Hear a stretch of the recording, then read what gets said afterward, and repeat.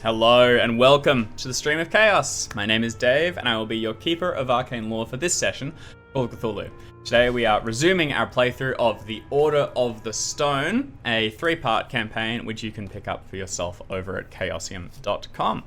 Leave a thank you to Roll20, a tool which we'll be using throughout our playthrough here.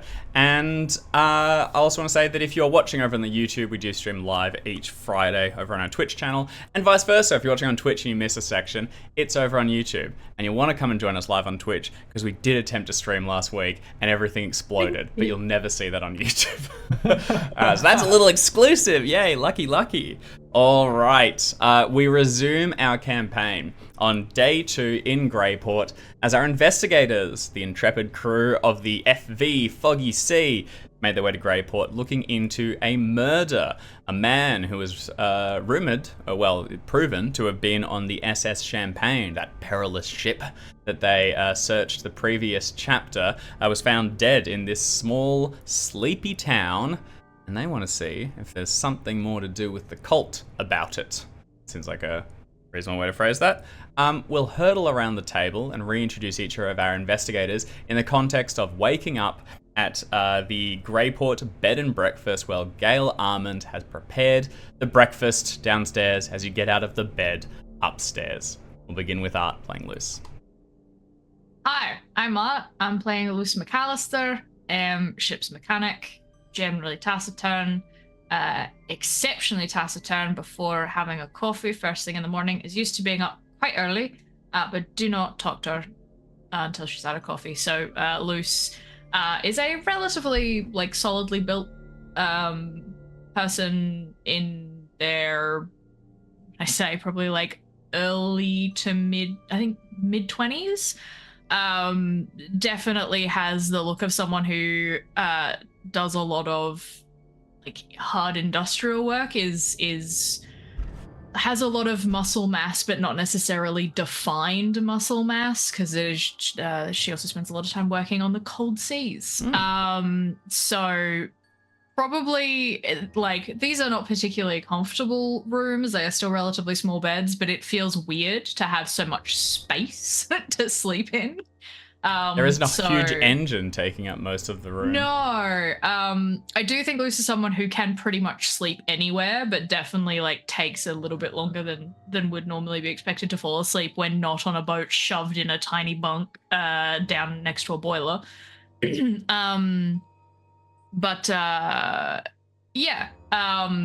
Has woken up early, gone downstairs to grab, probably immediately neck, some kind of espresso or black coffee, has then made another one for both themselves and Joe. Has gotten a decent amount of bacon and eggs and various other things, shove them together in some kind of sandwich hoagie thing, made up another one, and is kind of in the process of grunting good morning to anyone they see and heading out towards the cannery, because they are wanting to find just something to do for the day, at least for the morning, until things start to get going. And maybe, you never know, maybe there's something interesting there. Could be, yeah. So Luce has woken themselves, prepared breakfast for themselves and Joe, and is making their way at the door as, in the other room, Gaspar stirs. Hey, that's me. I'm Jackson, and I'm playing Gaspar Green, cabin boy / apprentice wizard / detective for the second campaign in the row. Gaspar had trouble finding himself, and he's still finding himself, what it is he's doing here. But this is good. He thinks if he can survive for long enough, which is a bit of a tall order as I sit here on 27 sanity and 25 luck. If he can survive long enough, he might make something out of himself, or he might, learn another spell, find another demon, solve the mystery, and all then sorts of go good insane. options. Fantastic, yeah. And just nearby him, sharing the room, we have the first mate, Paul. That's me. I'm Paul. Well, I'm Jim, but I'm playing Paul. Paul is going through a little bit of it's not a midlife crisis. He's not cool enough to have one of those, but he's working on being cooler. He's bought himself a lovely jacket, a motorbike, and he's easing into them. It's a little bit of a brand new high-vis vest kind of situation, but he'll get there. He's going to be heading down and then heading across to the town hall as well. Ideally, spending some time in the Hall of Records where he can put his newfound weird success at law to the test, because I've now had a pretty decent roll on both of those. Yeah, there we go. He's a law guy. Very cool. He's All right. I haven't seen the Lincoln Lawyer. Maybe it applies. No idea. We'll go lastly across to our captain, Alex. Hello, I'm Alex, and I'm playing Captain Bernie Green, who is a prodigious snorer, sleeps like the dead, the last to rise, drags herself downstairs, and everybody else is gone, and is the only person sitting at the breakfast table with the proprietor of this fine establishment, very awkwardly for about 35 minutes before making her own getaway towards the courthouse in the hopes of catching a bit of a gander at a body. Yeah, who loves a little corpse peek in the morning? It's the only thing that gets you up and moving.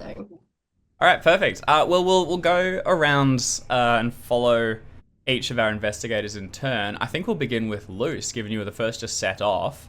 Partially just because that's the way we went around the table, but I think it makes sense that you're up bright and early, while Gaspar and Paul need to coordinate a little bit. And Paul's I know you said up bright and early, but my brain autocorrected that to upright, and I was like, that is a thing that Luce is right now. You are correct. They are upright. RQ's just asked if there's a 10+ second lag between video and sound, which Ooh, I hope not. I could do without. Well, I'll tell you what. I'll mention quickly that is fixable for the YouTube. So but we should still try and reset. Yeah. We can do a quick restart here. It looks like it's going out okay on my side, but very much could be an issue. So if anyone else could confirm that, Jim, maybe if you want to just boot it up on the other screen. Yeah, thank you. Woohoo! 2 in a row. Let's go. I'll check it on my phone. It's going through okay for me though, so we'll proceed in the meantime. Gaspar and Paul, I imagine, particularly Paul, I can't see rudely leaving, so has to, stall a little bit and spin the wheels just while breakfast is underway. But Luce is able to scoot out and make their way through town. We return. So Luce, as you make your way through town, you can see that most of it's still pretty shut down. The courthouse is beginning to have some people moving towards it as administrators open it up for the day. And in the distance, you can hear the harbour already moving with activity. The cannery as well will be open, as it is probably one of the earliest businesses to get started as they churn through the day, and will shut earlier that night. Making your way to the harbour, you can see that both the Sea's Gifts and the Foggy Sea look quiet. No one's there working just yet, but that is as you would expect, at least for the Foggy Sea, given only Joe is aboard. What would you like to do? Let's go check in on Joe. Just make sure nothing happened overnight. Make sure that he's good. Bring him the extra coffee and the extra hoagie that I threw together, so that he also has some breakfast. And assuming there is no reports of anything particularly. There's a light report. So as you pass the hoagie across and he sits on one of the crates towards the side, you've cleared all the fish and scum away from it, but there's just that absent perfume of the sea that permeates the docks. He tucks in and mentions that last night he heard someone moving along the jetty where the Foggy Sea is posted, and they're out in the deeper portion of the bay, the smaller hobbycraft lower down. No one should have needed to come up. Now that's not unreasonable. People might have just come up to have a look, see how it's, just being nosy. But given the sort of recent events, and also he's a little nervous after what he told you last night, he thought it was best you know. He's planning on getting a bit of rest this afternoon, hopefully, and then tomorrow night, he's actually going to try and stay up. And if anyone comes through, he's hoping to catch them, or at least get a look at who it is. He thinks he only heard one set of boot steps, so an individual. Okay. I will Is he alright for me to tell Bernie about that? Of course. At least in the Oh shit.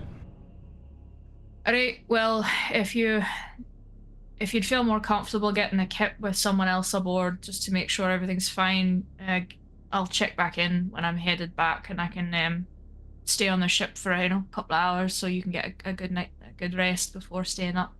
Just let me know. Appreciate it. Truth told, this will do me good. Holds up the coffee, drinks it, and settles in for the day.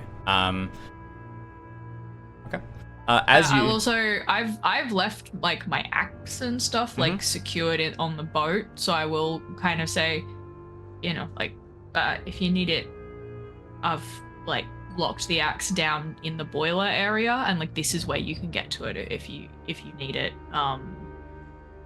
He pats something under the waterproof jacket he's wearing at about like in his belt height, and he says, "I'll be prepared if anything comes on board." Okay, well, I trust you not to put a hole in the side of anything important. But if it does happen, just, tell me before we push off so we don't end up leaking.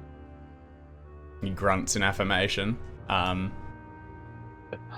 I'm a big fan of this NPC. I don't know if that's a good thing. Mostly what he's done is just sort of like be quiet and imply that he'll kill stuff that tries to get into our house. But like that's what you want from an NPC. Shut up and do the job we want from you. Joe, yeah. Less talking, more hero. more protecting our stuff. Yep. Appreciate it. I will leave him just with the offer of if he needs anything to, tell me, and I'll make sure that it gets to him. And then I'm gonna head off in the direction of the cannery to see if mostly to see if there's any work on offer, if there's anything to be done, partially in the hope that if I'm spending a day working around a bunch of people who are regularly around all the boats that come in, I might hear something, have a chat, learn something. Alternatively, get a bit of money. Yeah. None of that is bad. Money's great.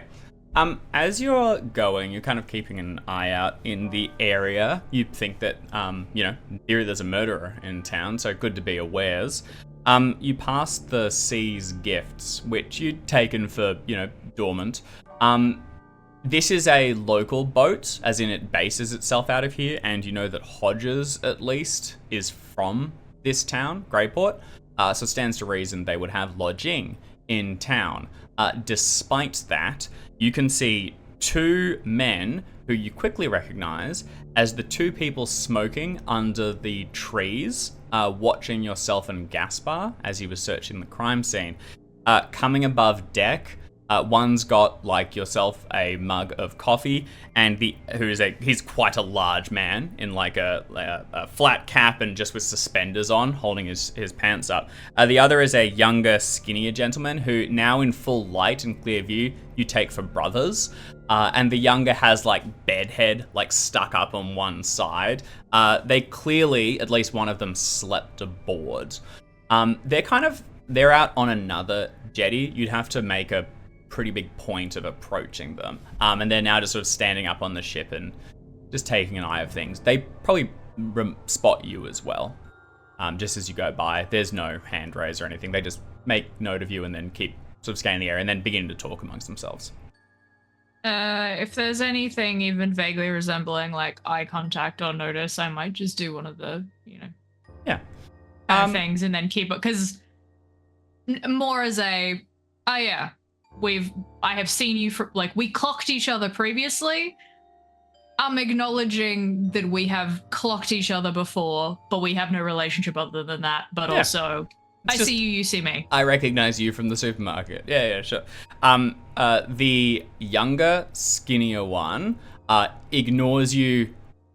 Again, it's so casual, it's not necessarily rude. He maybe didn't see you. But the larger bloke has like breaks out into a smile and raises his head back in recognition, but doesn't do anything further. He then just goes back to his drink. I will note that one of them seems moderately friendly towards someone, measured level of respect between sailors. That's it. Good. I'll just, with my hands comfortably in my pockets, continue to wander down towards the cannery, noting the one that actually like nodded. That was the one that stuck around a bit longer and was smoking. That's right. Right. Cool. Well, we'll note that for maybe someone if I see him in the diner. I don't know what the equivalent of buying someone a pint is during Prohibition, but I'll find something to that Tall extent. stack of pancakes. Yeah. Okay, moving through the harbour and towards the cannery, you do find it open and in business. It's churning that delicious sea meat into canned stuff. There's machines. Canned sea meat? Yeah, there's machines a wangling and a men a working. The whole thing is overseen by a floor manager who, if approached, you can ask about work or just any other information about the whole thing. But it's in production, and a lot of people seem to come in for like just their shift of work, clock in, clock out. There's amicable talking amongst people. They're not like instituting floor silence, but it is floor silence. But it is just people getting about their day and kind of getting into it. Floor science. A new cult. I love the idea that floor science could just be conveyor belts. Like, just, we're moving stuff around effectively. It's floor science. You see a lot of people just carrying things around. If they had conveyor belts, if you could quickly invent those, I don't think those are out at the time. They would be very happy. Oh, they probably are out, just not. I'm sure they've invented conveyor belts. Yeah. I walked that back. They have. I was thinking like the ones in airports, travelators. Yeah, no, not that level. No, conveyor, no. Little travelators for goods rather than big travelators for people. I reckon conveyor belts are one of those ones that were either invented weirdly late or weirdly early. That's my guess. And I know that covers a lot of ground, but I think it'll turn out they were like first invented in like 1210 and they had mules to pull them along or whatever.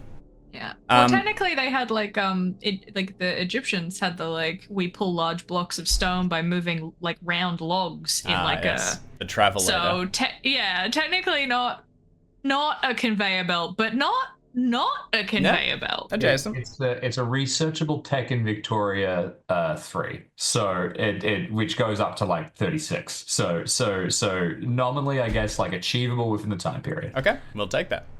All right, Luce, what would you like to do? Do you want to just see about some work and then just kind of be in the area? Yeah, I think I'm probably more looking. I'm happy to take work in the actual factory itself. Alternatively, if there's any like stevedoring, what needs doing, any like repairs on things that might be helpful, given that I am a fully qualified like mechanic and welder. So like that's actually having someone and being like, hey, I've got some repair skills. You probably have someone on staff, but if you don't, or if you're looking for someone who is qualified in that, and possibly also look at like whether that's something that they want, if those services would be useful for any of those hobby vessels, or even the Sea's Gifts, even though I assume they probably have a mechanic on board. I really like that angle, and also, not to put words in your mouth, but you all mentioned, I believe this was a little bit ago when this would have been 2 weeks ago, but the idea that if you found a ship that was possibly damaged in the storm, because remember I said that the one apparently that came alongside and possibly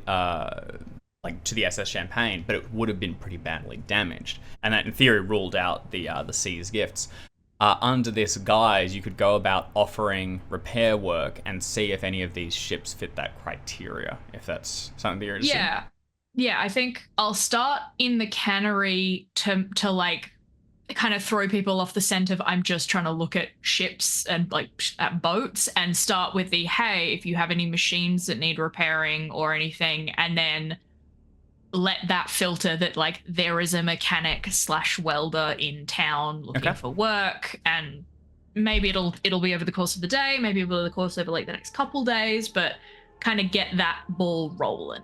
Sounds good. Okay, perfect. All right. The speed of the roll will depend on the GM's wish for the story to go up ahead and quickly. And the narrative success beats. of the roll. Yeah. All right. Well, I won't get you roll anything yet, but we will park you there doing that. I think it's a sound idea, and a specialized mechanic, and is very much sought after, especially if you're willing to do it for moderate prices. You'll be able to find some work, and just parlaying that and talking around will get you a bit into the town itself. Okay, perfect. We'll go across to Gaspar and Paul then, who politely excuse themselves, have a few bits and pieces, and then make their way into town just a little bit later. Do you want to say something, Jackson? I just remembered. I think I also was keen to talk to the professor at 1 o'clock. Is when we were going to have a call or something like that. Yes. If I recall correctly. Yes, I think we clarified that on the last stream that didn't get very far. The idea that you have set up a call with a professor for sort of 1 just after lunch. So yes, you can have that in your calendar. All right. Got a little agenda over here. Yeah, Got a perfect. schedule lined up. Fantastic. The two of you head into town. It's a little bit more awake, but not much more, as Luce was only a little bit ahead of you. And just as you arrive at the courthouse, you will find Alice and a couple of other administrators opening it up. She recognizes you, Paul, and waves you over and asks, more records today, then? That's right. Just hoping to go through a few details. I hand over. I've mentioned I prepare. I grab some food as sort of like a gesture because I'm there so early. Hand that over and yeah, sort of generally sort of appear personable before saying we're going to go and have a look at I'm going to take my friend here through to the sheriff. And then I might come up to the Hall of Records. Oh, certainly. Well, I'll open it up and I'll get a chair ready for you. Thank you very much for this. Perfect. Sheriff should be along shortly, but normally the deputy comes in first and opens things up. So if you just wait by his door over there, he should be here soon. Any advice on how to speak to him? Oh, look, Sheriff's a plain-talking man, and the deputy's only young, Mr. Osland. He's deputized only about a year or so ago, so still a little green, but seems personable enough and certainly seems to be trying.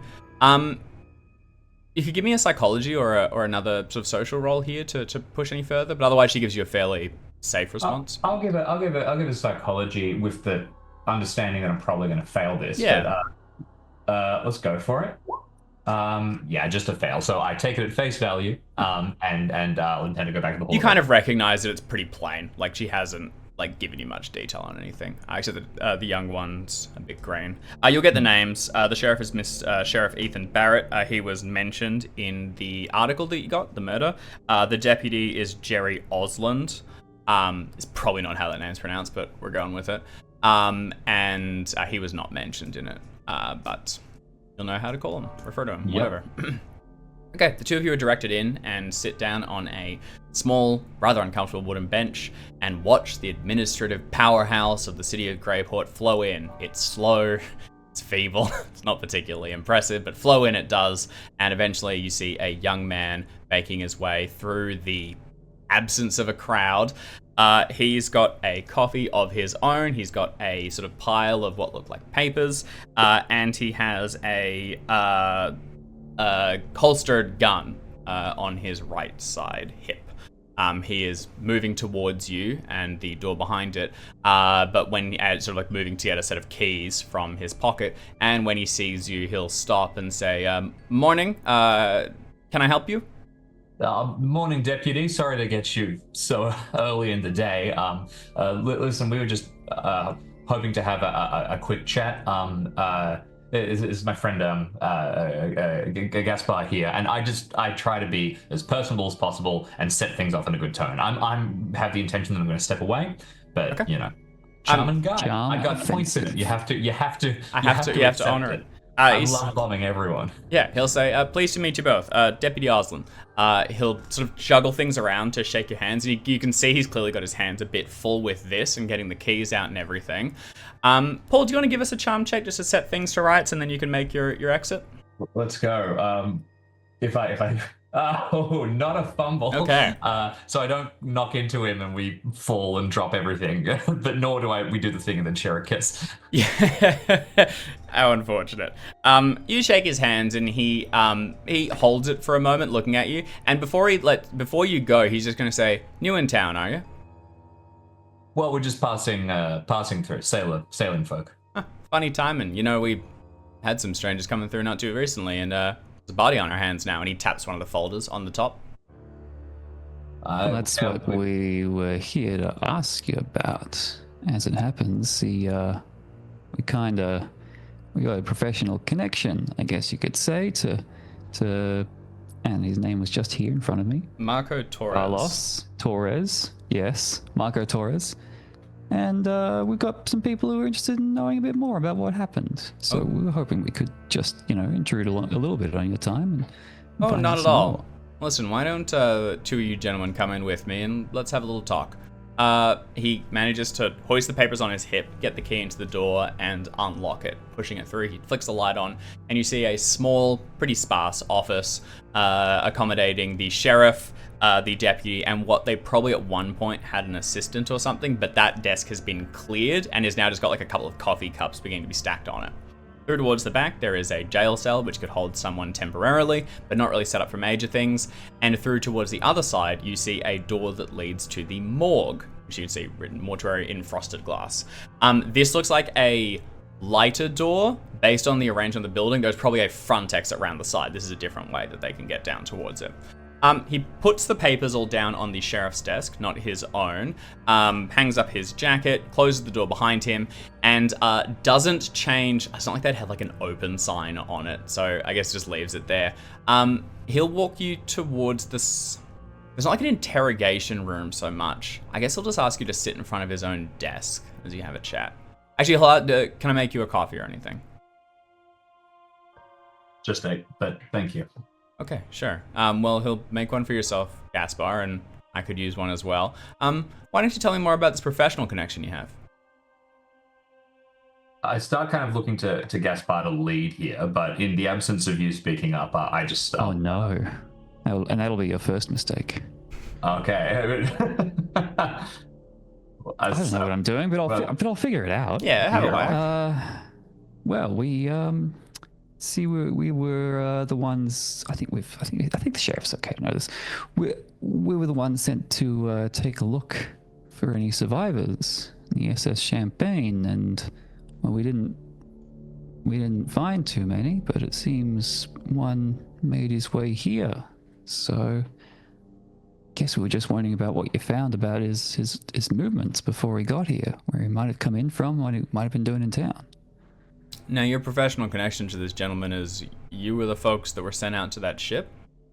We were That's hired right. by Hired by his employee at the Arkham University. His employer, I presume. Employer is what I meant to say. Yes, I know words. Would you be able to provide the gentleman's name for me?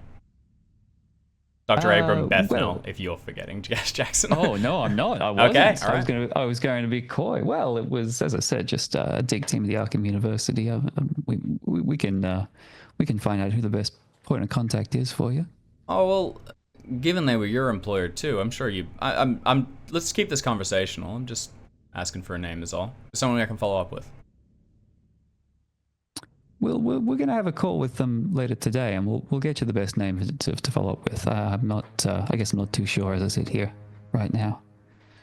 Okay, certainly. Do I have fast talk? I actually do have fast talk. Yeah. Do you wanna go ahead and give us a fast talk roll? Maybe I'm trying to bend this into we don't really know anything. We're just here to ask the questions we're told to ask. The other one would genuinely be Paul if you want to roll law. This is getting in towards shut up and Yeah, I'll hold off. Let's let Gaspar try and when Paul steps in, he comes in with the law on his side. But until then, I think fast talk sounds good. And that is first aid, so ignore that. Close enough. Fast. Oh, baby. Okay. Oh, Hell yeah. well, it's a good thing I hit that first aid first. That's not bad. Is that a sneaky D10? Yeah, absolutely. You can go D10? ahead and increase that. And Gaspar, I'll kind of leave it to you to how do you run circles around this man. First of all, I'll give you his kind of intention so that you can understand it. You quickly realize that Jerry Osland is pretty green here. Jerry Osland doesn't really have a W yet. He'd sure love a dub. So if he could find out who killed this man, and that would be really good for how he's seen by the sheriff and everyone else in town. And he's more willing to twist the information than perhaps is ethically correct. He'll not necessarily frame anyone, but if it were convenient, he'd ignore a couple facts that didn't quite fit. He wants it to be done, and he wants to do it himself. So as you begin to wind him through this, how does it look? Well, I was just thinking, I don't know what I'm doing, because that probably means Gasper doesn't know what he's doing. But then I think Gasper realizes, hold on, I can just lean into that. I can just like lean into having no idea what's going on and just asking the questions we're being told to ask, while, you know, hopefully pulling over him that we don't know anything. So you want to. I think that's the angle of fast talk. Is Okay. like, we're an empty vessel, and you can. It's safe to tell us anything, because we don't know anything. Yeah. Given you got that crit, I'm just gonna. So if you kind of give the real like we don't know anything, it does. You could still leave yourself open here to Osland trying to pin this on you. Yeah, Now, it's true. but it can be a position where you know that too, and maybe that works in your favor. Other options here, you could just dismiss yourself, move yourself. You're too powerful. You have too many strings to pull. You're not worth even looking into this sort of thing, or let the sheriff handle it. You could also point his eyes somewhere else. Say, ain't it convenient that X, Y, or Z and someone else maybe, or maybe you know something that you're willing to point him towards. In theory, there's these cultists. You know something about them. You could, see if they have anything about that. Do you want to point him towards anything? Annoy anyone. Yeah, or you can can just enemies right now. you could scare him I off a think bit. defending ourselves is probably the instinct here. Just like Yeah. Well, it's more that like maybe we just play up that connection to the university. Yeah, you're powerful people. Because if they're we know that the Arkham University is a pretty kind of foreboding name, and I'm sure these people do, being in the area, in the region. So if we play up those connections, then maybe he'll know that it's look, I'd love to. we shouldn't be trifled with. I'm not sure if I should, because last time I said a name, the team of 50 high-paid lawyers got really cross at me when they, So Would you like to suggest that this is a bit of like, this is a federal crime, we're taking this off your hand, this is university business, we'll be stepping in? Like, you could say your direct contacts. This is fast talk. You're lying ultimately. You're like, we're here on Bethel's behalf to pursue this. You're going to want to hand over as much information as possible, and we're going to be taking the case from here. I like that. Okay. I like that. Yeah. It's just like the university, the Miskatonic University, is very interested in this case, and they don't like when the university wants to learn something. They don't like it when people stand in their way. you come instead of your gun and your badge. It's a wallet with doctorate. your student card in it. I'm a card-carrying member. I'm trying to remember any of on them. Yeah, I'm trying to remember any of the fraternities we had in Time to Harvest. Paul's able to pepper in a little bit of legal speak as well, just enough to kind of give it a bit of oomph, Paul, as long as you're willing to go along with this. Yeah. And Gaspar, you kind of run circles around this kid, Outstanding. He's green, and at the end of the day, you've got one strange adventure under your belt. You're senior to him as far as anyone's concerned. Slightly less green. And suddenly he finds himself twisted in a situation where he's given you the coffee and he's opened up one of the manila folders. He's pointing at it on the desk. All right, he's going to give you the rundown of where they're at. This is a university business. We're not going to want to get in the way of anything more. Anything I can do to help you. Honestly, I'm your man. All right, I'm your man. You can still recognize a bit. Actually, he's still got that, like, he wants that win, but now he sees himself getting it through you, Gaspar. He thinks he's going to look really good to the university, and they'll set him up through here. And honestly, the sheriff's it's a voted in position. It's a matter of time before he has his run. As mentioned, the body was found. Would now be 3 days ago. It was reported by Katie North. She's the librarian. Sheriff went in and did the preliminary investigation. Little was found in the area, except there were boot prints around it. This has been recorded, but a storm came in shortly after, the day after, and they were never able to get like clay. You do like those little like prints, I guess, make prints of them. I don't know if that's really a small town thing that they do. So it wasn't done though. Either way, body is still downstairs, and there is a clear sign of the killing blow was done by a double-edged knife, and that was actually mentioned in the paper as well. This is different. That's like a killing weapon. You know what I mean? Like, this isn't something that would just be a like a handy knife or something. Someone has something. It's a sword. Yeah, it's a sword. It's exactly or a dagger. And currently, the sheriff's strategy is a kind of find the knife, find the killer angle. The other important thing is that there were some strangers that came through, that most of the suspicion is currently leveled at by the sheriff. and it was a group of men and women that swept through. This would be about just under a week ago. None of their names are caught, but an Irish accent was heard amongst them when one of them spoke with Mark Holbringer down at the general store. Now, they were only in town the once, that the deputy and sheriff are aware of, where they bought some supplies down in the office, and they haven't been seen again, but the timing sure is suspicious, ain't it? And now here come you as well, who they would also consider suspicious if you hadn't just kind of run circles around them. Sheriff will be along shortly, but if you'd like, the deputy is pretty happy to keep this between you and he so that, we can continue the investigation. And he's a university man. He never went himself, but he always intended to, and Miskatonic University would have been his first choice. Very quickly, just clarifying, with my law knowledge, are we in the era where the Irish gangs are a big thing? Yeah. Where sort of like having an Irish accent is synonymous with probably having criminal connections from a public perception. Not For sure, yeah. Like the poor Irish you're not far from Boston. That's a massive Irish hub, and the SS Champagne is direct from Dublin to Boston.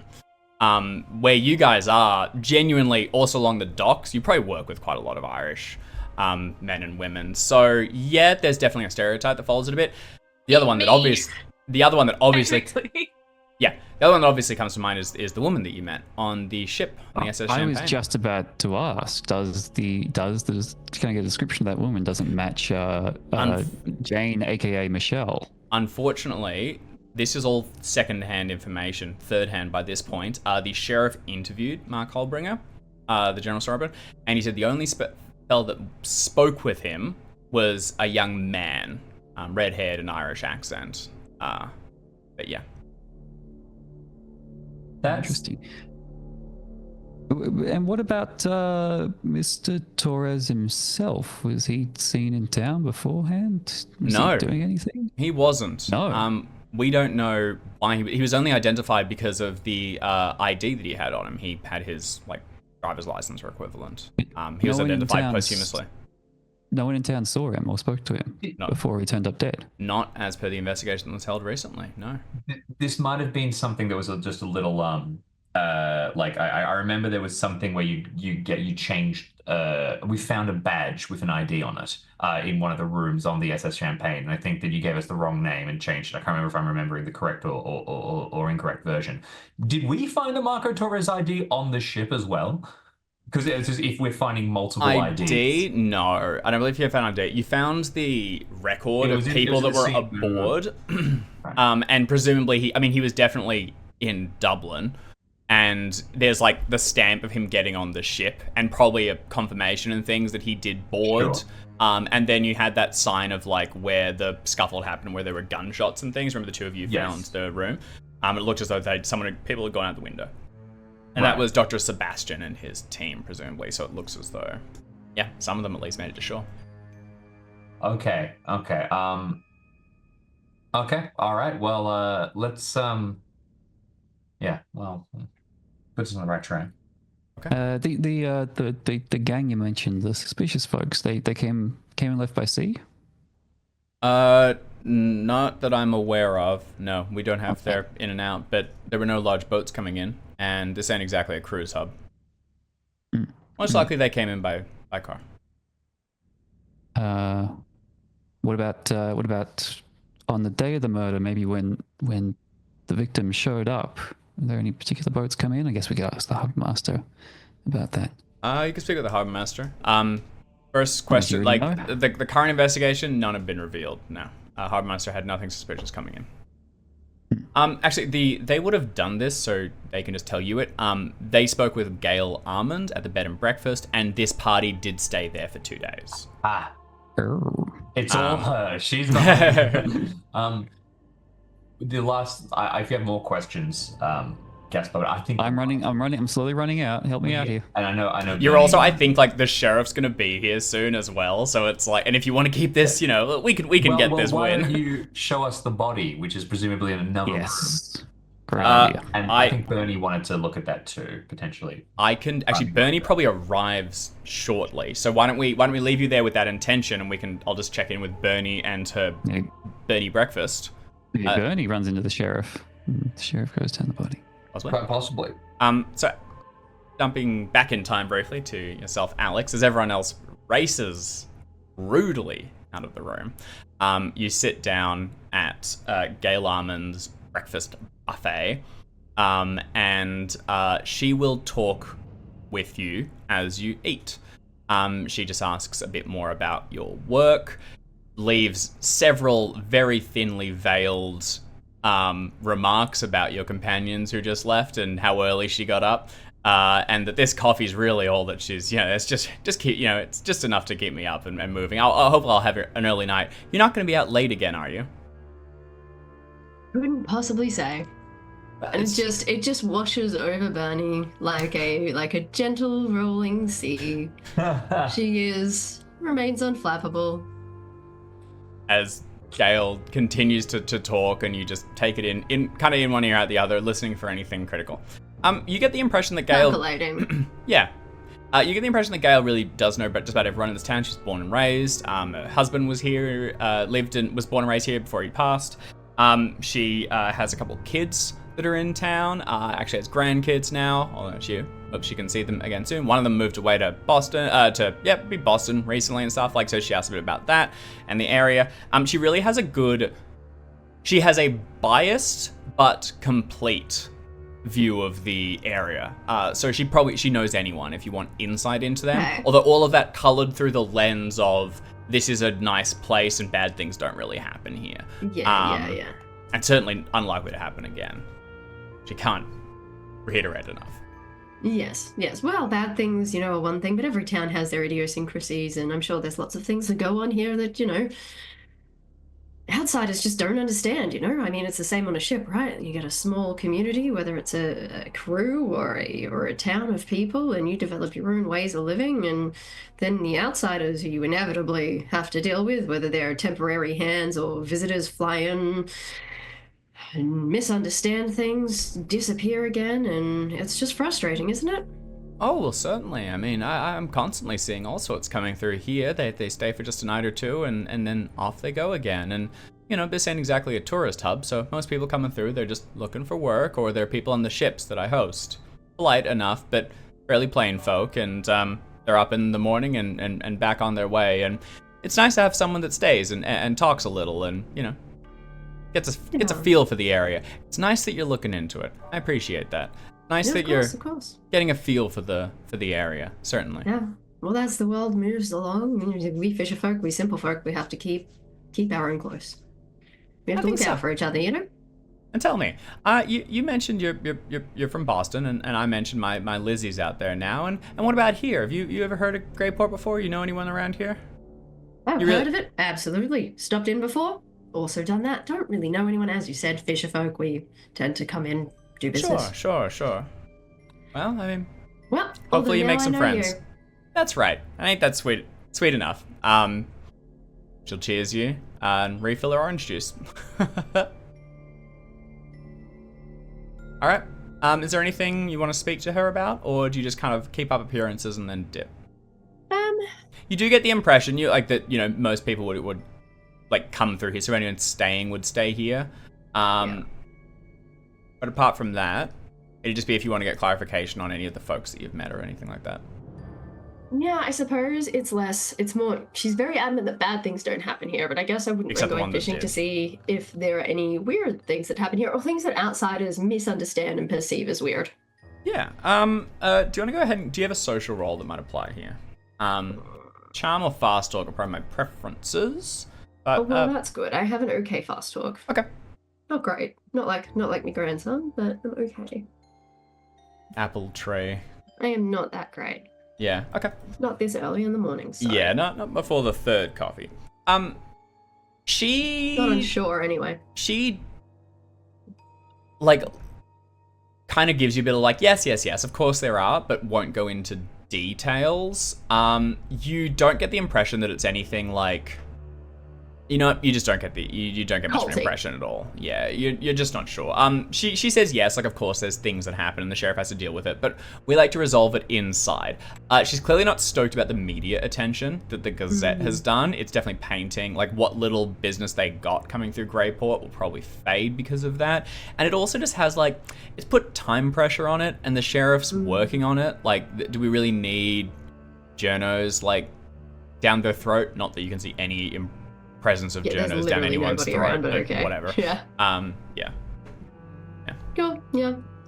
Apart from that, outside the window, you can now hear the town's fully awake and moving. She's starting to clear up some plates. She says she'll unless you don't want her to, she'll do a tidy up in her rooms. I will probably, I mean, it probably brings her joy to do so. She'd probably be put off and annoyed if I said you couldn't go through. Like, nosy old woman, she does want to sticky beak at our things and see what kind of people we are. Come on. We don't have anything illegal with us, whatever.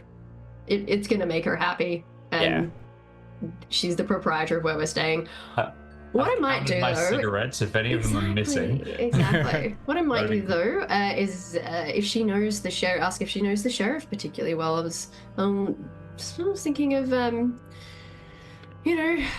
dropping in and seeing if there's any assistance my crew and I can offer, given that our seafaring nature and our proximity to the SS Champagne. Sheriff Barrett. Yeah.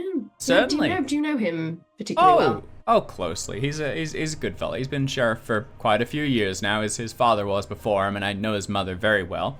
He's a good, upstanding man. He'll be looking into this and keeping a keen eye on it. He had a bit of an issue with the drink a while back, but as I understand, that's all well past him, and I've spoken with his mother about that in great detail. He's a loyal patron down at the Church of Our Lady of the Sea, and Father Nathan speaks very well of him too. You'll find him to be a righteous, upstanding man. Cool. Handy dandy information-y. And with that, I'll probably head on out to hopefully intercept the sheriff on his way into work in the morning, and potentially also get to hear a little bit of gas bell rings around the deputy. Yeah. Maybe a little bit of dropping of the eaves. Perfect. Okay. All right. You make your way into town. As you arrive at the courthouse, the sheriff, this early in the morning, we're still like just after breakfast and things. You're all still like here just like as things are opening up. The others got in a little bit early. Still no presence. And when you get towards the deputy's office, you'll hear voices inside, one of which you recognize as Paul's. You can knock, you can try and listen, or you can just wait. What would you like to do? Just gonna hang outside and listen. He seems to have this in hand. Okay. You'll hear the tail end of the preceding conversation, and then the suggestion. Actually, you probably can't eavesdrop a whole lot from out here because they intentionally went back to like speak out of earshot. So you like would have heard Paul at one point, and then you just hear like for the rest, and you'll hear it like trailing off at this point. I'll let him handle it. Don't want to introduce another potentially disruptive personality into what seems to be a progressing conversation. Okay, well, the only other thing of note, given you mentioned it, is you will see a young, bespectacled man in a long white coat with an accordion folder under one arm and a set of keys in between his teeth, juggling a coffee, a bagel, and a muffin, making his way for the mortuary door. I'm going to squint at him a second and bustle over with all of my grandmotherly busybodiness, and kind of sharply bark, "Oh, look out there!" and grab the coffee and the muffin out of his hand as though he was about to slip on something, drop it. Yeah. I will like spill a little bit of the coffee on the floor, like just to be like, "Oh, there was coffee there." He lets a yelp out, and the keys drop from his mouth as he looks back and looks down at the ground at what the alarm was for. But as you begin to then like pat him down and be like, "Oh, you're okay, you're okay." He did it. Right. Thank you young man. for that. He reaches down and fishes up the keys and stands up and well, thank you very much. I hate to take a sprain. Let me help you, dear. Let me help you get where you're going. How perfect. He will pass the accordion folder off to you, which you hold it. It's pretty heavy, just like held with like a band of elastic, and he fits the key into the morgue door, turns it, and opens it, and you can see a sort of stairs descending down into the darkness beneath. He reaches over, flicks a light switch, and says, "Thank you very much. If you wouldn't mind." Of course. And then he just like makes his way down. He moves in, opens another door, turns on a switch of set of lights. At this point, you'll see another set of stairs, or another door towards the side, which leads up and towards the sheriff's office, although it's unmarked from this side. And you are in a small office room, and then towards the back, it connects into the actual like chambers where they hold bodies or conduct autopsies or things of that sort. It's very small. It's very bare.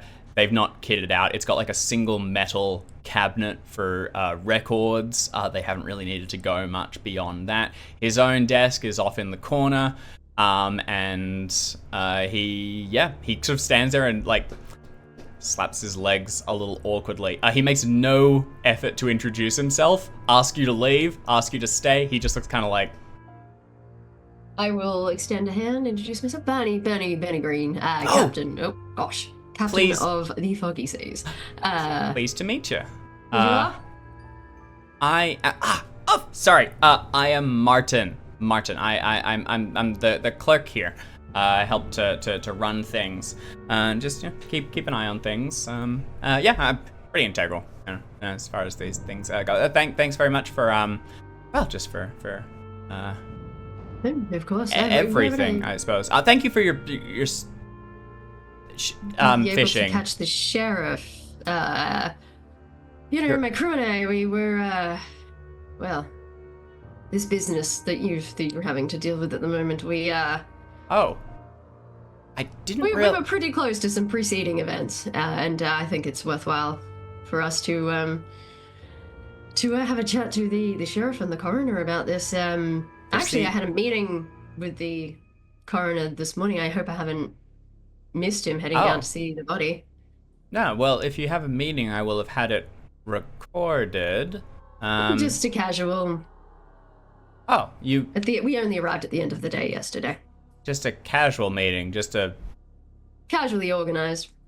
We only arrived at the very end of the day yesterday. Oh, Doesn't know okay. the meaning of the word casual. Well, No, this young man That's, has never heard of that in his life. he heads across to the accordion folder, unravels it, and it's jammed with loose leaf sheafs of paper. There's a couple of journals. Looks as though he's started several and then bailed or changed format midway through. There's papers jammed into them and things to try and keep track of stuff.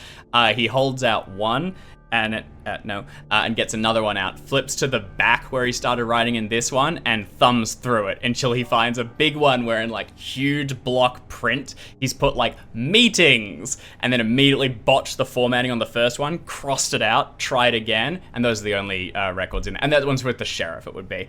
He looks at it and then taps it and goes, sorry, no meeting in here. Oh, I didn't see you yesterday, so how would you have written it in your... We were here later than Oh. most people. You've heard of the SS Champagne, correct? No? The what? Is that a Oh, boat? no. Boat that sank in the storm. I'm not really a boat guy. I know Greyport, not a boat guy, but yeah, some of us have, other interests. It's, Oh. Like what? And I'm going to grandmother. I'm just going to settle in like as a busybody old lady.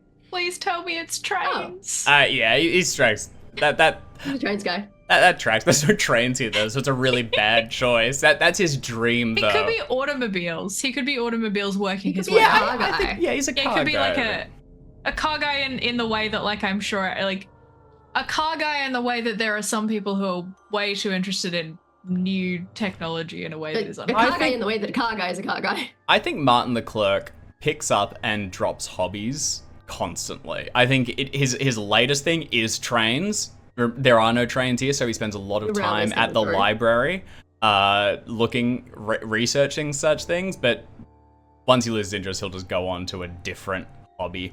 Yeah, you can talk to him a bit about trains. He thinks they're cool as hell. He's not Very putting you in for the suspicious. meetings. He's a little bristle. He's just kind of awkward. But he also never kicks you out either. And any time the conversation lapses, he will just sit in the silence. I would join him in sitting in the silence until it seems like somebody's coming along or I see something interesting. Gaspar Paul... I will probably stare at him the whole time. Yeah, you guys just sit there, and he just, like, squats in it. There's a single... probably isn't a coffee machine, but there's, like, an old pot of, like, cold coffee towards the side. He makes no efforts to get it nor offer it.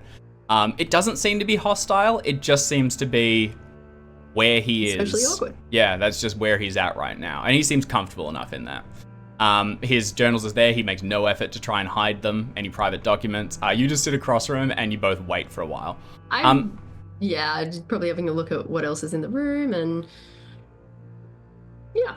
Yeah, you have a look around. It's very barely dressed. It's pretty plain. So they don't have, you'll get from it, they don't have a standing coroner. They get someone in from another town when they need it. I think Arkham's probably about the closest, so that makes sense. Right. He's already come and gone, so is not intended to be coming in anytime soon. It's kind of on Martin to keep an eye on the area.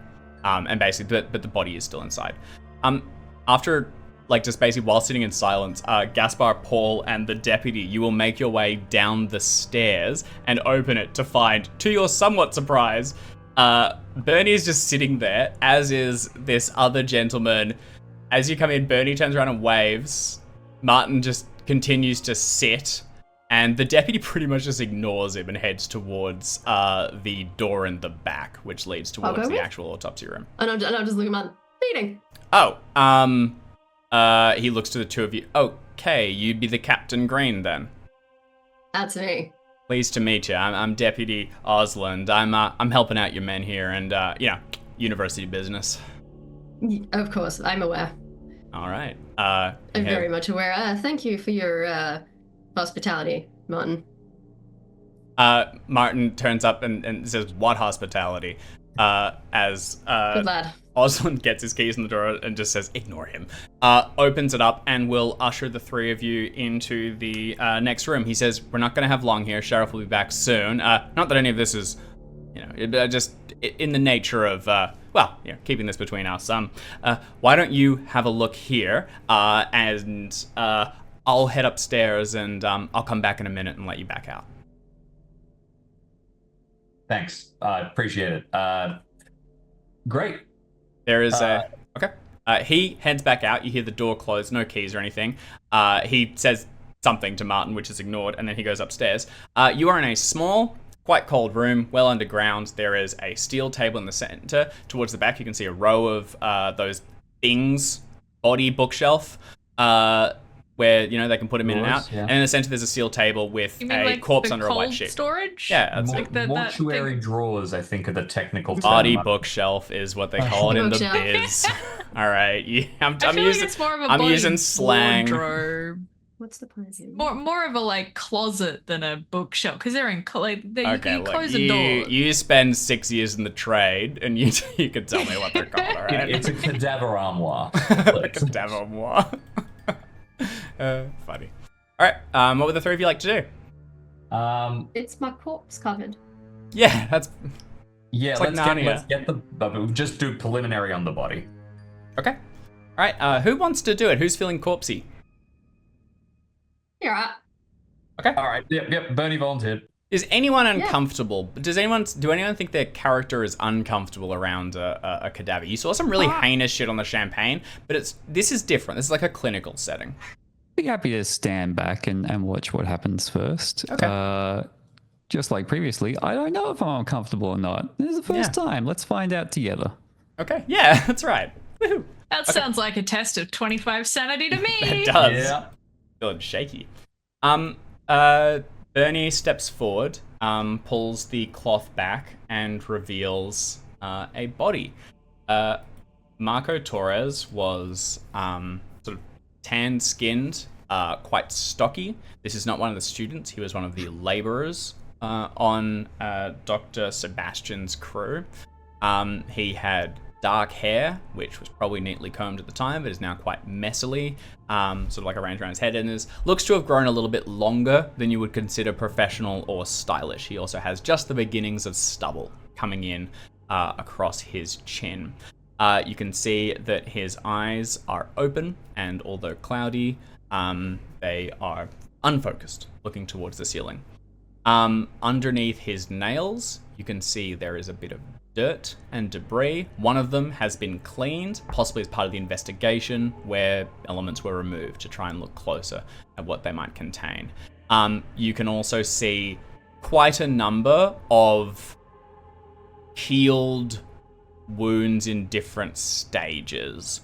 Mostly this is just showing he was in some scrapes and struggles over the last month or so. That matches with the champagne. You each have like a couple of, like it's been a month, like they've healed, but like you might have got like just when you went over the railing at this point, or really just like he was in a similar thing and has then since then had a couple more events that have led to just a number of scratches across his clothes. Worth mentioning, his clothing would and effects would also be bundled up reasonably neatly, like they've all been nicely folded and sectioned, and then just kind of jammed into a plastic bag that's been knotted and chucked in the corner. You can guess where the attendant Martin took over the responsibilities. Most importantly, there is a giant gash in his neck where he was stabbed with a knife. Yeah. Does this... Stabbed or slashed? Yeah. Stabbed. Would you say? Oh, okay. Straight in. Just Straight in. Okay. all the way out the other side? Nope, didn't emerge the other side. Looks like it went right in here and out the other side. As you begin to look over it though, you will see there is another scratch on the inside of one of his hands, possibly a self-defense wound. Does it match what we did when we were trying to get ritual wards up and cutting our palms? It could do. I would probably need a forensics roll to try and get into that to see if it was self. It's 1%, I think, is the base. I'll if you have alternatives, No, I don't think it's worth fishing for the 1%. Well, can I check if what hand has more? He's a fisherman, right? So or is it no. laborer? He's a hired laborer brought on by the university. But he's a laborer. Like he's a he's not a book person. He's very physical. Hard work person. Okay, well I'm gonna check his hands and see which one has the most or the hardest calluses. Are you looking to determine left hand, right dominant hand? hand. He's right-handed. He's right-handed. What hand's the cut on? Right hand. Because if he did it to himself, it'll be on the left hand. If it's a defensive wound, it'll be on the right. It's a good thought. It is on the right hand. Really Okay. good. Unlikely he did it to himself then. I'm not trying to fish for information with an improper skill here, David. It's perfectly fine that I get nothing. Yeah. And I would like to make a real good spot hidden, but in the fact that I have no applicable skills here, so I just kind of sit here and taking it in, and really just looking up and down, waiting for something to happen.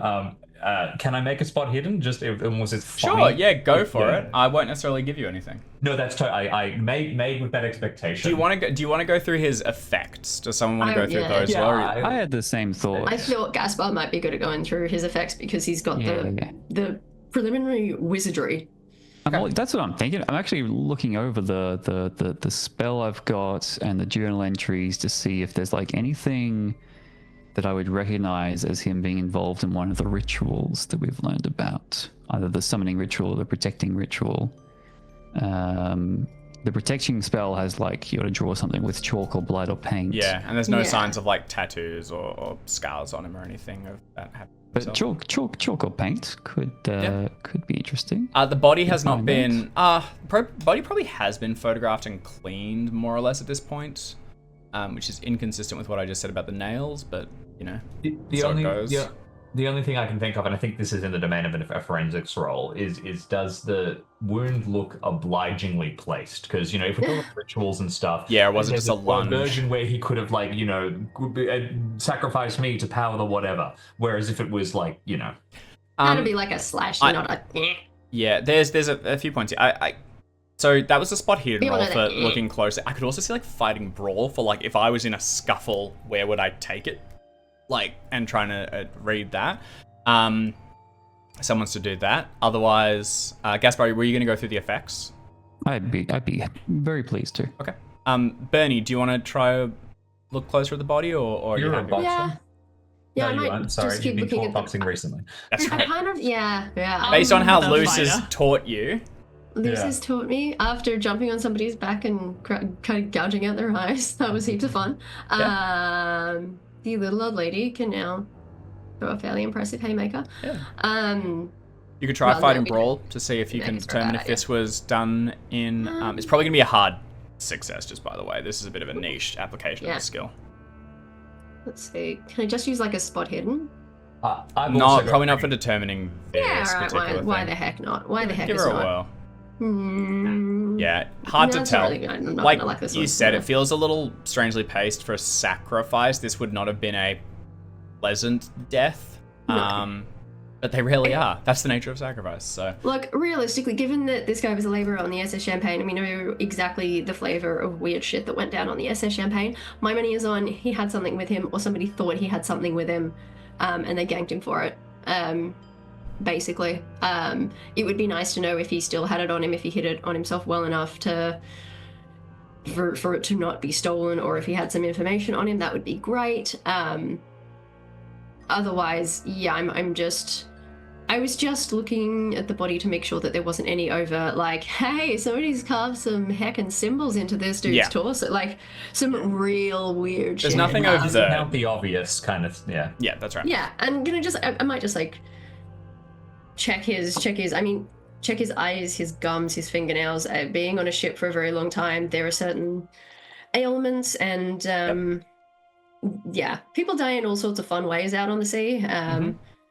And I want to make sure that he didn't have anything that would have made him change his personality to a point, like where he might have been killed by one of his own men if they got in a fight because he went weird. There's a lot of things about the sea that can make you go cuckoo. Oh, plenty. Yeah, I'll give you a general overview then. Apart from that, so first, I'm just I'll going. also do with the spot hidden. Just one thing I want to quickly mention. We know that he was dead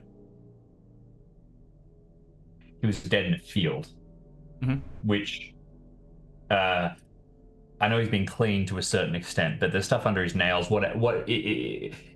Did he? I think I'm going to walk back why and was being he- cleaned. I think he's kind of as he was undressed and washed to the point that they could inspect areas, Yeah. but he's not Yeah. been like they haven't closed this case, so it's still there. Basically, what was he doing in a field? What did he actually die there, or was he moved? How dirty is he? Because if he was mucking around in a field, we saw Gaspar dig and stuff. Like you get real dirty. Yep. And if he just walked in there, like that's sort of information in itself. We're probably like, what was he doing just before? And if he's moved, he might not be, or he might have if he's got a bunch of like sticks on him from the woods, kind of thing. Yeah. So I'll take that in mind. What Gaspar gets out of the personal effects is a folded pair of clothes, not unwashed, so still as they were found, a pair of boots, an Arkham driver's license, which identifies him as Marco Torres, gives his name as 29, $5 in cash and coins, a battered cigarette lighter, and an almost empty packet of Lucky Strike cigarettes. Looking over the clothing, you can see Different that you can see that his trousers have not been washed in quite some time. They are caked with mud and grime, particularly around the hems. His shirt is like soiled, and particularly like under like his armpits and stuff, where like sweat has just begun to gather. It looks as though he's probably been wearing it for quite a while. The belt is lost. The jacket that he wears on top of it has a number of scratches and things along it, and you can still find twigs and stuff underneath hems and whatever, where presumably came from the woods, or at least was mucking about in them at some point. His boots traipsed through the mud, but remember, his body was retrieved before this storm set in, so it wasn't super muddy. The field would have been much like cleaner at that point and less distressed. Also, he wasn't rolling around in it, at least.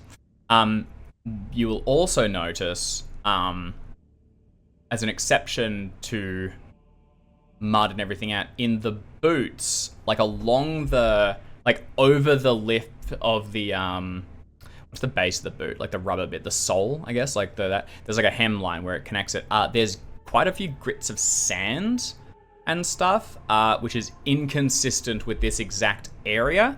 The bay here is mostly manufactured. It was a rocky one that they then expanded. But there's sandy shores. You came past a number as you sailed down, and there's probably more further south.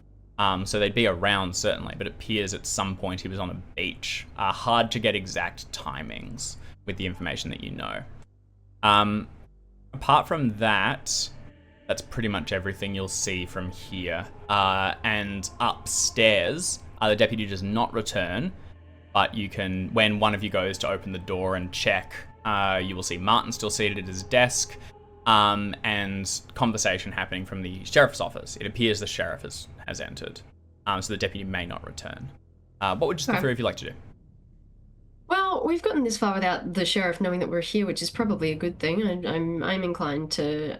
I don't know how much more we can figure out from down here. Maybe let's just actually. I don't think we're going to get much more than this. Let's walk out quietly. Yeah, that's kind of what I'm thinking. If we can bypass the sheriff, we've got a good relationship with the deputy now. Well, good relationship. Mm-hmm.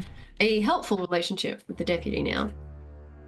Maybe we, bypass the sheriff on this occasion. While we're here, though, were there any other corpse cupboards that appear to be in use? No, all empty. Okay. Just in case there was, suspicious patterns. In theory, there'd be records, but they'll be with Martin.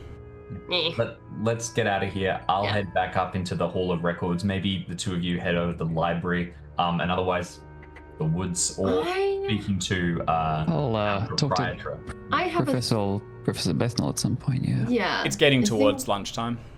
I might go retrieve myself a Lucy. Yeah.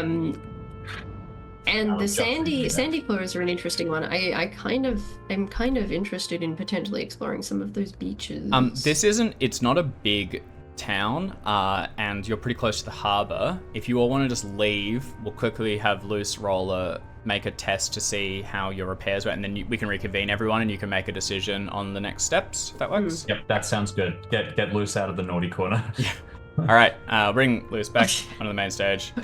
As Luce, very happy. Naughty Corner is regularly just off.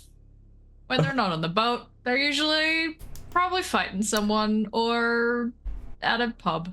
Whatever the American equivalent of a pub is. Bar, I think. Luce. Milk bar. Yes, well now they're juice bars.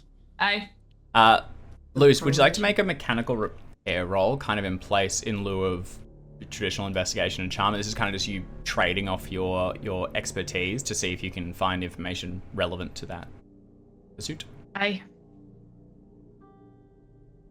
Yeah, sure. Okay. Eight.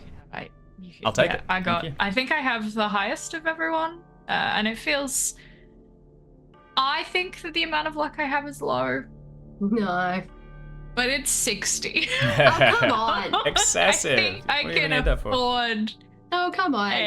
35 and 20 something. Mostly also because I think there is an element of. I think the luck in this respect is maybe that they're talking to someone at the cannery about fixing one of the machines, and maybe realizes, oh, this machine might be a little bit beyond what I'm used to. But in the process, a boiler goes and someone's like, oh, we actually need you here right now. And it's sort of diverted away from a thing that might have been beyond them, might have not quite done it. And it is just so happens something breaks and it is the perfect thing that they know how to fix, that they are then oh, yeah, sure, I can do this. You keep talking about this newfangled electronics, and I don't, I think actually, what is my electrical repair? You put some in. Look, my electrical repair and my welding, both 50, both good. Mechanical, definitely where it's at. So they start talking to me about these newfangled conveyor belts with their electronic elements, and I don't know if I can fix that, but you give me something big machine, what break, I can fix that. Yeah. So you're able to find some work in the cannery, enough to, just regular wages and things. There's not a whole lot going on there that you can tell. Seems pretty plain. you basically do a short shift, like you said, repairing some critical things, get some dollars in your pocket, and just generally like on the good books of the floor manager, and then heading out along the harbour.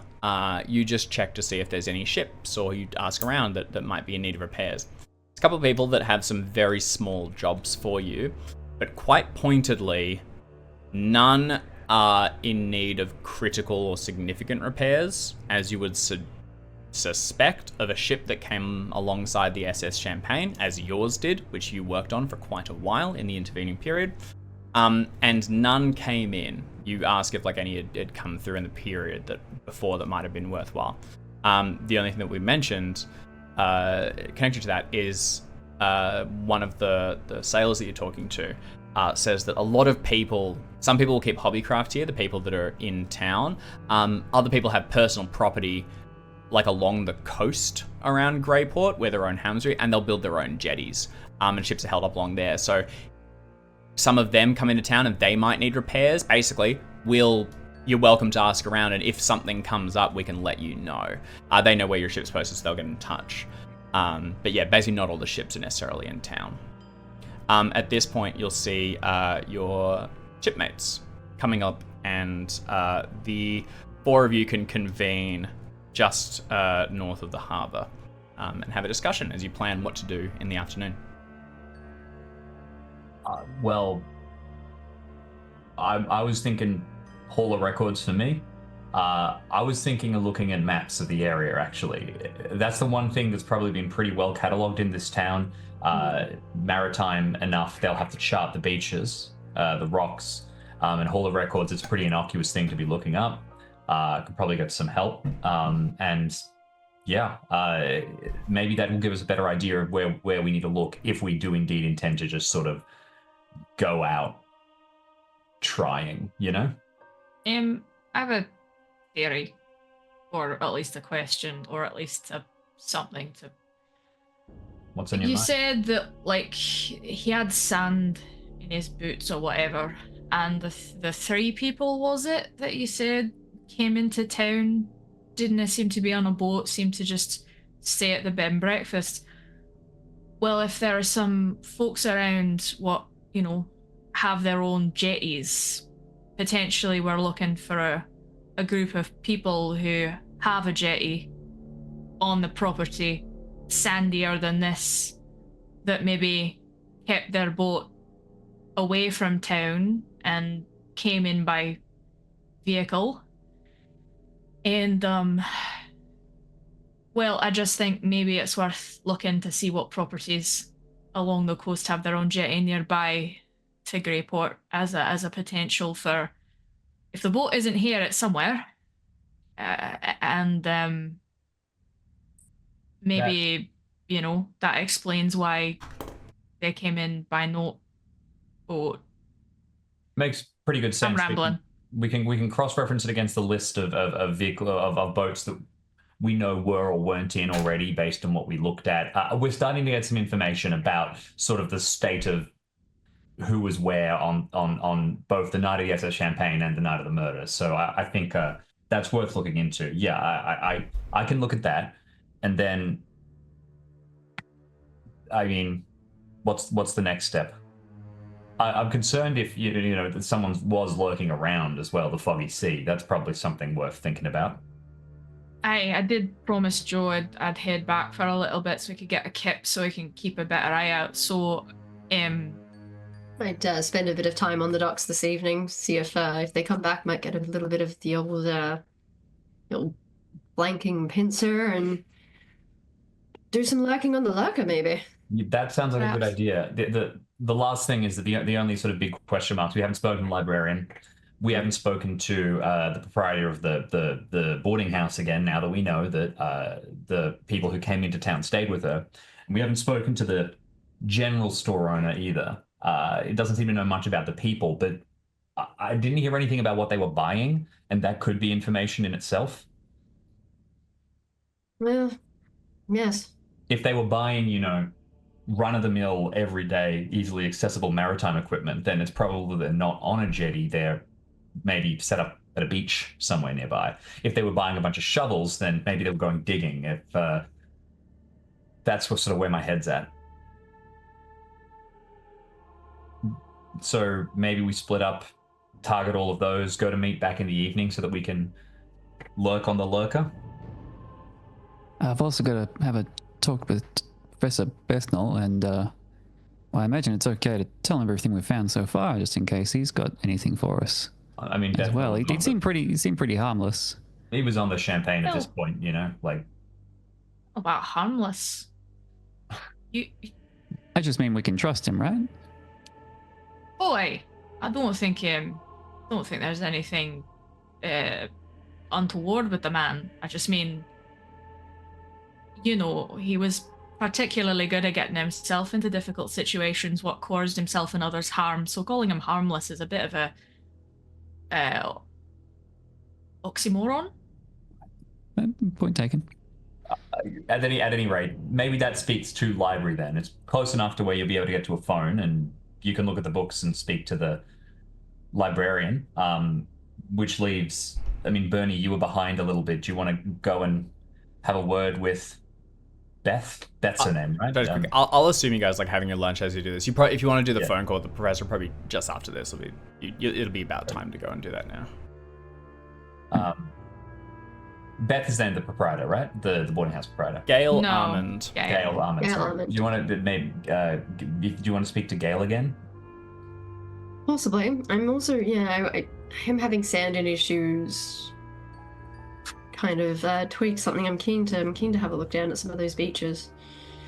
Well, the other thing is, I mean, you two could take my bike and head out to the beaches if you want to just go and have a look. Honestly, by boat will be the easiest way to do it. We can take the boat, because then, you know, Joe can have a kip while we poodle around. There's nothing, you know. Joe needs a rest, and I was going to go sit on the boat and make sure he was alright. So if we want to take the thing, he can get a sleep while we, you know, there's no chance of anyone sneaking up on us. Yeah, he can have a kip in our room. Oh, I was going to say you can have a kip on the boat. On the Depends boat. where he wants to be. I don't think he's going to be super keen on Gale. Oh, yeah. Tells me one is a man that wants to keep himself. So I can't imagine they're going to get along like anything other than I suspect Joe knows how to hold his own, but I'm not sure exactly if Gail seems like a lovely woman. She's not really. So, all right. So 2 on the boat. We'll stay in town. So the boat is going just to do like a general scan along the shoreline while you're looking at the similar sort of thing just from a records perspective. Basically, we are sort of doubling up in position here, but I guess what this means is that I will look at properties more specifically, and whereas the boat can look at just sort of areas of coast, because if you're lurking around people's actual jetties, they might get a little. We're looking at public landing spots. You guys will have charts of the area. Yeah. That's just something you'd have and be knowledgeable of. So you can basically you could do a lot of this from the town. It's quite a large stretch, possibly, that you'd be covering a lot of little inlets and things. What I think we're aiming for is there's obviously we've got charts that tell us different things, but being able to actually see the landscape and go, yes, this beach is pebbly, this beach is not pebbly. It's not sandy. You might get some of that information, like it might tell you in records, like this is the type of landscape around, you know, you need to be careful if you're berthing larger ships because the hull is lower underwater. But like that only tells you so much from what is visually obvious and like visually like likely. So having like, this beach is home to a bunch of squatters, never mind. Like, are you looking for that? Because like there's always a chance you spot a bleeding grey ship or like stealth away a little camp or something like that. Exactly. It's things that would not be on charts. Yep. That are out of place, that could explain why our guy, who again meant to be dead, was meant to have gone down with the ship, is here and dead with sand in his boots. And I think that could breach the sort of, if you guys look at the sort of like wilder areas, I can look at the more fortified areas, or like sort of settled areas, maybe a better word from. Yeah. Because the other thing is, if we see something weird from the boat and then go, hey, Paul, what did you find about like this specific area? And you're like, oh, I found out that this is a homestead owned by these people. Like, Yeah. Us looking is not going to tell us who owned it or what we're expecting to find there. Paul looking at records doesn't tell us what's actually there right now and whether there's ships berthed and like whether there's anything happening where it shouldn't be. Like that's, you kind of need both. And I think like we're triangulating our position. Mm-hmm. And I guess our working theory, That's not a thing. well, not even theory, is that the most relevant part of all of this is that Torres had gone somewhere. And that's why he was in the town and why, regardless of... Oh yeah, you said that reason he was like, he had twigs in his coat and something. So at some point we might want to go do a bit of a fossick in the woods to see if we can find out what it was he was fossicking for, if anything. Because the woods were right next to the general store. And if he was killed in the field on his way out of the woods... Coming back from the beach would be a big one. Like if he was going on foot. I think we're trying I think he came out of the woods before he was killed. Yeah. But, he was on his way, like... Well, that's why no one in town would have seen him. Yeah. Yep. I think... If there is a way to walk from wherever, if what we assume is true, and there is a property with its own personal jetty where the ship that went up to the SS Champagne was damaged, and there is a pathway that can be walked from that property to the town that cuts via the woods, that would explain why he has stuff in his clothing, why, like, he was potentially killed on the way through. Like, that would help things line up. Not that that's actually what happened, but I think that's a good thing to, like, check, to be like, is this a possible explanation? Because Occam's razor, it's all connected. Or we might just get lucky and find the boat he came on. Who knows? Yeah, exactly. We're trying to find where he was. That's our key point of this thing, and we have. Why he be sandy, Dave? Yeah, what's up with that? Why so sandy? Why he be sandy? Sandy boy. As opposed to salty, which Dave is whenever we solve one of his mysteries too quickly. Well, what we better do is just let's just rush through all the rolls as quickly as we can so we can get back to planning moves, because that's the heart of this. Yeah, keep talking and not doing anything. Perfect. Okay. All right, we have the split. So my understand is Luce and Bernie will about face and head to the foggy sea to take it out and scan the coastline. Gaspar and Paul are heading back towards the courthouse, where Gaspar, you can find a payphone and place your call to Dr. Bethnell, and Paul, you can go through you have a happy time going through records. Paul, my thinking would be you look for registered craft, like boats registered in the area. That would be under the Harbour Master's jurisdiction, so just slightly different. I did get a pretty good success at law previously, right? Like I've got some information to be working from and things like that. So just mentioning that, yeah, I guess I do that, and therefore connect. Also, like if there's, I don't know, I as a player just don't know if like you have to register a jetty or something like that in case people during a disaster need to be able to It'll be so the main thing will be like, because they will have registered the boat in the area and paying taxes on it and things like that, and that will be done with the harbour master, especially current ones, and through that. And Luce has said that none of the boats in Greyport are in need of repairs. So what you're possibly looking for is to boil it down to a list of ships large enough to have made the trek out to the SS Champagne, of which most of the ones here couldn't have anyway, that are not in town, and then that should give you a much shorter list of locations to look through.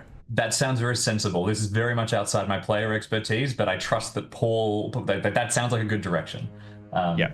Great. Okay. I suspect it is.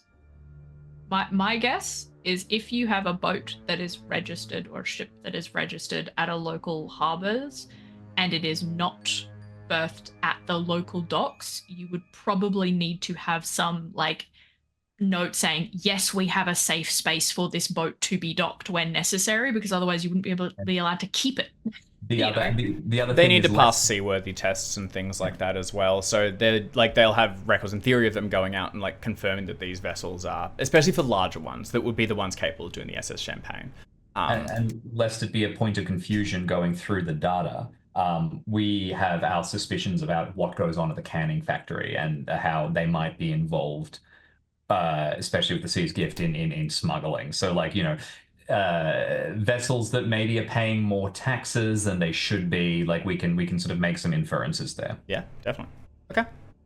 All right. Luce and Bernie say their goodbyes and head towards the ship where Joe joins them, begins to cast off, and the boat tugs out towards the sea, and Gasper and Paul head into town. As you guys arrive, we'll follow Gasper and Paul, first of all, and Paul, as he heads towards the harbour master, stops Gasper, who stops at one of the payphones, finds a small piece of paper in his pocket with the number of the Arkham University written on it, fumbles a couple of coins into the slot, and hears the tone of ringing. Shortly after, it is answered by a secretary to Dr. Bethnell, and then you hear Dr. Bethnell's voice, somewhat scratchy, just by the nature of telephones, coming through, loud and clear. Gaspar! Fantastic. Yeah, Professor, we kind of hand waved it a bit. What have we told him so far? Well, you've come back. I think basically, yeah, you maintain contact, and the university is aware. I mean, the Gazette is the Arkham paper, so he definitely recognized the name.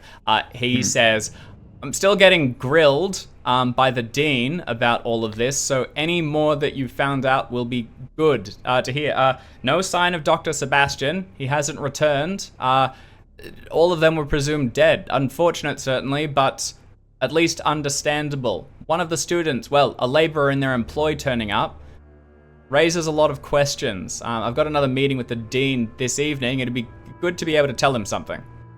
I tell him everything. Okay. Dave. All right. Get him caught up. So, I mean, it seems like we should be keeping an eye out for anyone else who's presumed dead, just in case they're not actually dead, but they're about to be dead. Because if someone's hunting them down, that's bad news. Yeah. He's gonna say, no sign of Dr. Sebastian. He seemed to be organizing most of this. It was his expedition, and he sent the letter. It was his journal that we found. Any sign of him, and at least we know where to look. He was a very intelligent man. My understanding would be he'd be in charge of whatever this is. And if he's still employing people, well, listen, it's a reach, but I spoke with one of a mutual friend is a bit generous, but they mentioned that Sebastian used to summer in Greyport every now and then with his family. They may have had contacts there. I don't know if that's anything. I don't have any names to go on. I'm afraid I don't know where they stayed, but I know they used to be fairly regular there. That's at least we can drop his name and see what happens. Right? Do you think he'd have friends here, or? Well, I imagine so. They went there regularly. Him and his wife, Annie, and the kids. Yeah, pretty frequently. At the very least, it'd be good to find out when they was last here. All right. Well, what are you going to be doing? Is the dean giving you orders, or? As far as the dean's concerned, it was all hands lost. But a laborer turning up raises questions. And the investigation is probably going to wind up. If Sebastian or any of the students are found to have been alive or any evidence of that, then it's all hands to deck. Listen, I'm afraid I'm going to be stuck here. I've got classes and things are ramping up in between this and just speaking with people, and there's another reporter outside my door again. I'm pretty locked here, but any other support I can do, please just ask. I can check in at the library, or I can probably wire you some funds if that'd be helpful. Understand, I'm looking to support this with whatever I can. I recognize I brought all of you into this, and I'm very grateful for what you've followed up on so far. Yeah, thank you very much. I guess yes, a bit of money wouldn't go astray, but also I guess you probably get a lot of newspapers. I mean, you probably got a bigger library than us, and you probably have newspapers from all over the place. Maybe just keep an eye out for, I don't know, anyone else turning up, because I really got a bad feeling that some more folks from that list aren't quite as missing as we thought. Sifting through useless information is what students are for, so I'll set them to the task and we'll see what they find. If they want their grades to matter, they won't share this any further than me. Also, the Orn Library is the prestige of the Miskatonic University. If there's anything you want to know about, we'll have it. So if you learn something, run it through me and I'll see what I can find. Good-o. Is there anything I've learnt that may I? I know I'm not please. there, but like there was a name that we got given specifically, and you would have this gas box. I'm pretty sure it was in the document.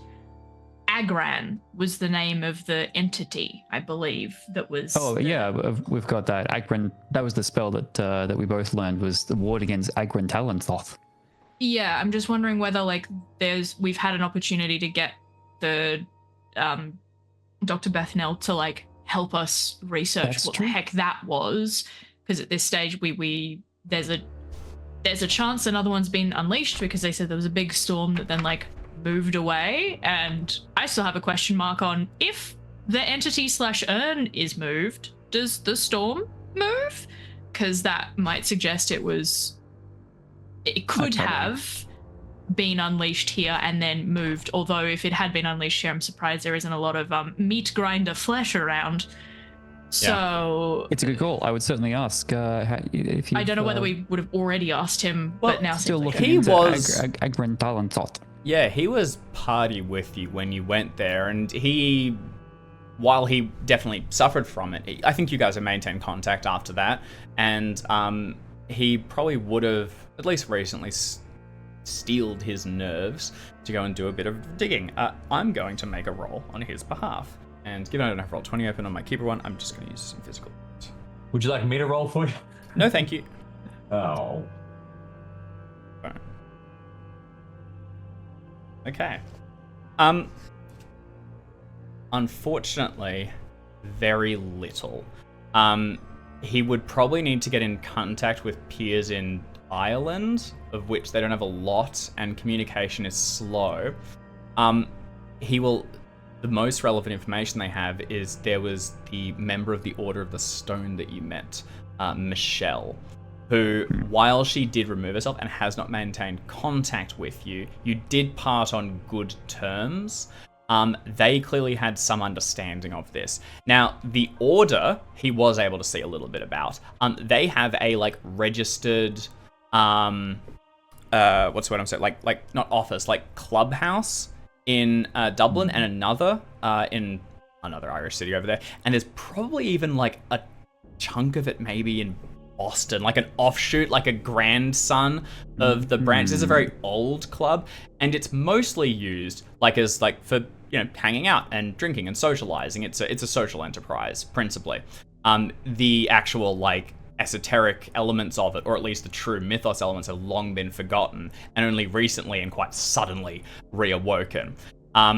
He could try and reach out to them. He'll also probably share that he found the Grandson Club in Boston, and it's possible that that's where Michelle has gone, if you wanted to get in touch with her.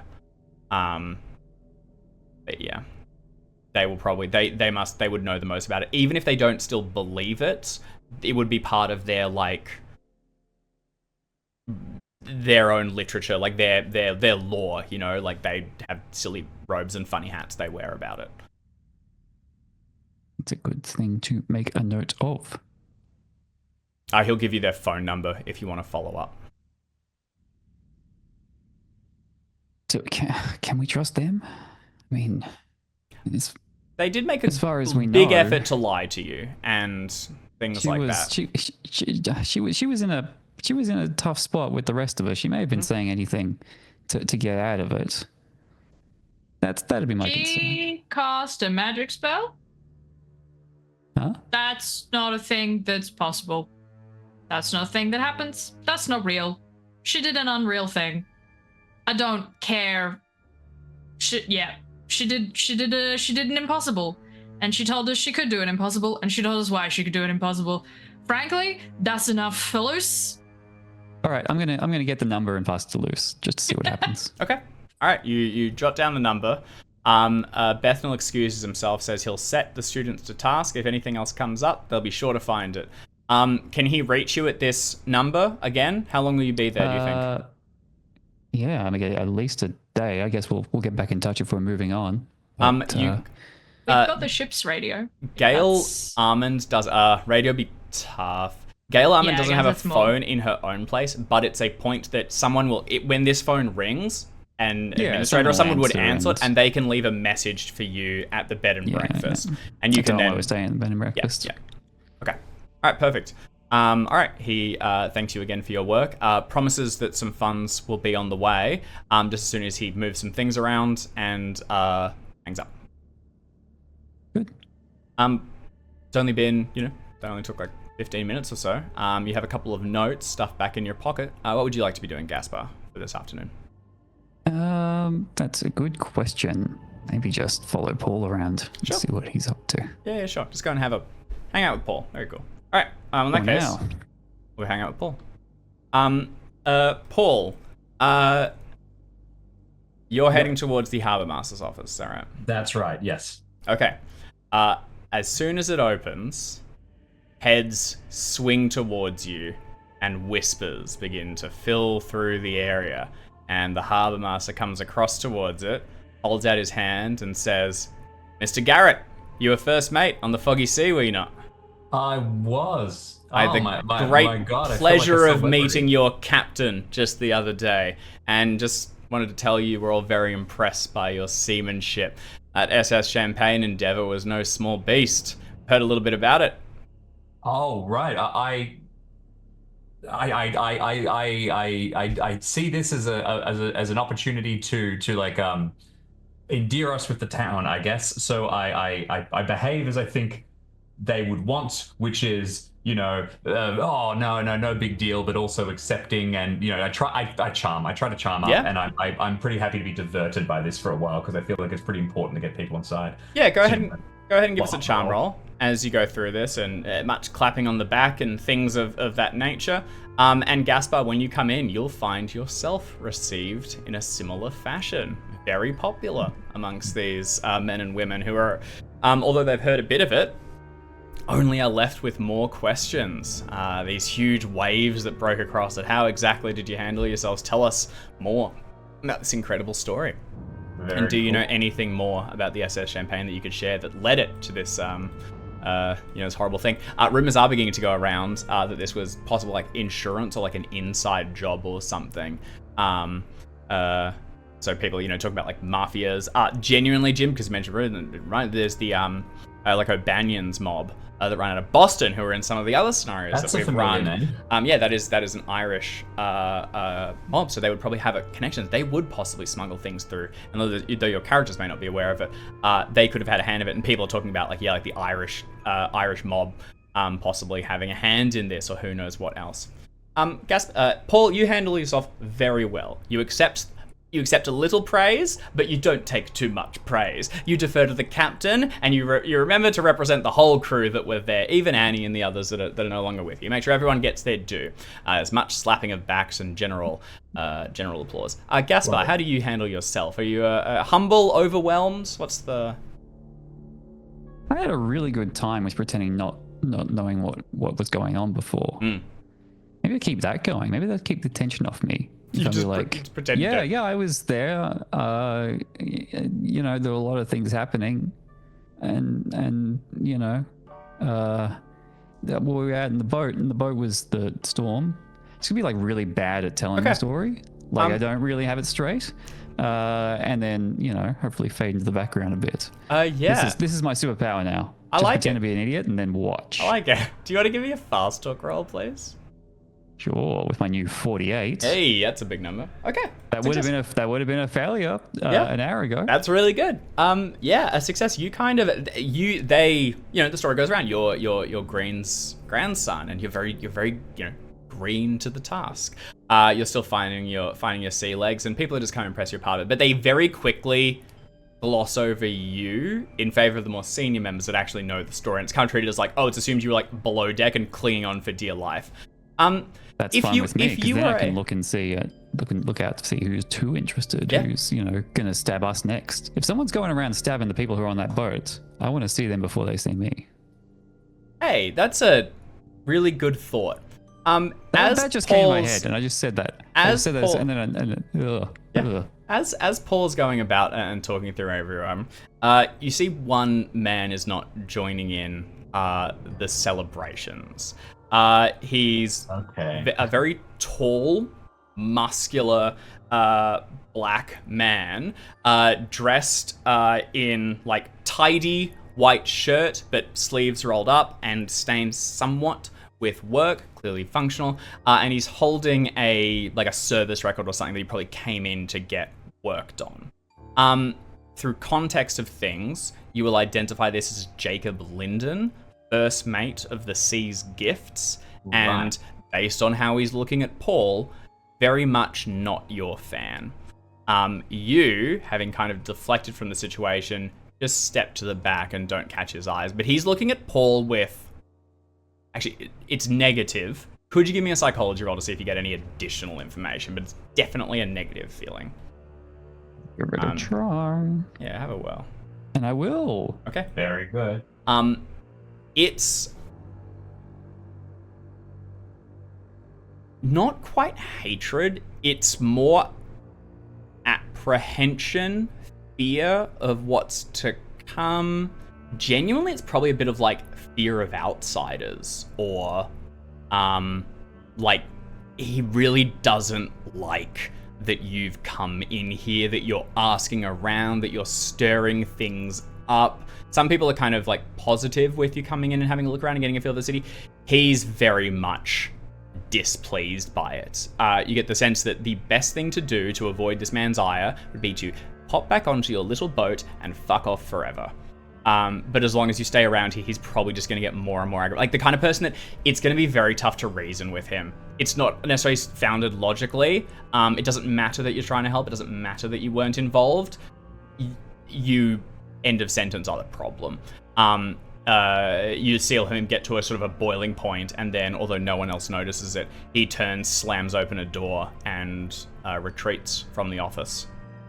Okay. In a huff. I'll probably ask who that was. Just to anyone who's friendly. At that point, you'll get the name Jacob Linden. Although they didn't see him in the huff, so it's just it's a polite enough thing. Jacob Linden, he's first mate on the Sea's Gifts. We'll just been in here filling up some records. Wait, Sea's Gifts. So he would have been listening to our story last night. No, that was Matt Hodges, who came alone. So Matt Hodges is just, we actually don't know his exact rank on it, but Jacob Linden is the first mate aboard. Gotcha. Jacob Linden is the one that's referenced in the news article saying that, he's the one who's pissy about the news attention, basically.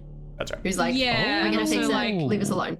Yeah, Well, was like, thank we're going to goodness get to the other bottom of people are this. Yeah. He's the one who definitely is like, he's got something going on with the whole thing, and maybe it's fear of outsiders. Yeah, my suspicion is it's the cannery. I think the Sea's Gifts is smuggling. I think the cannery is involved in smuggling.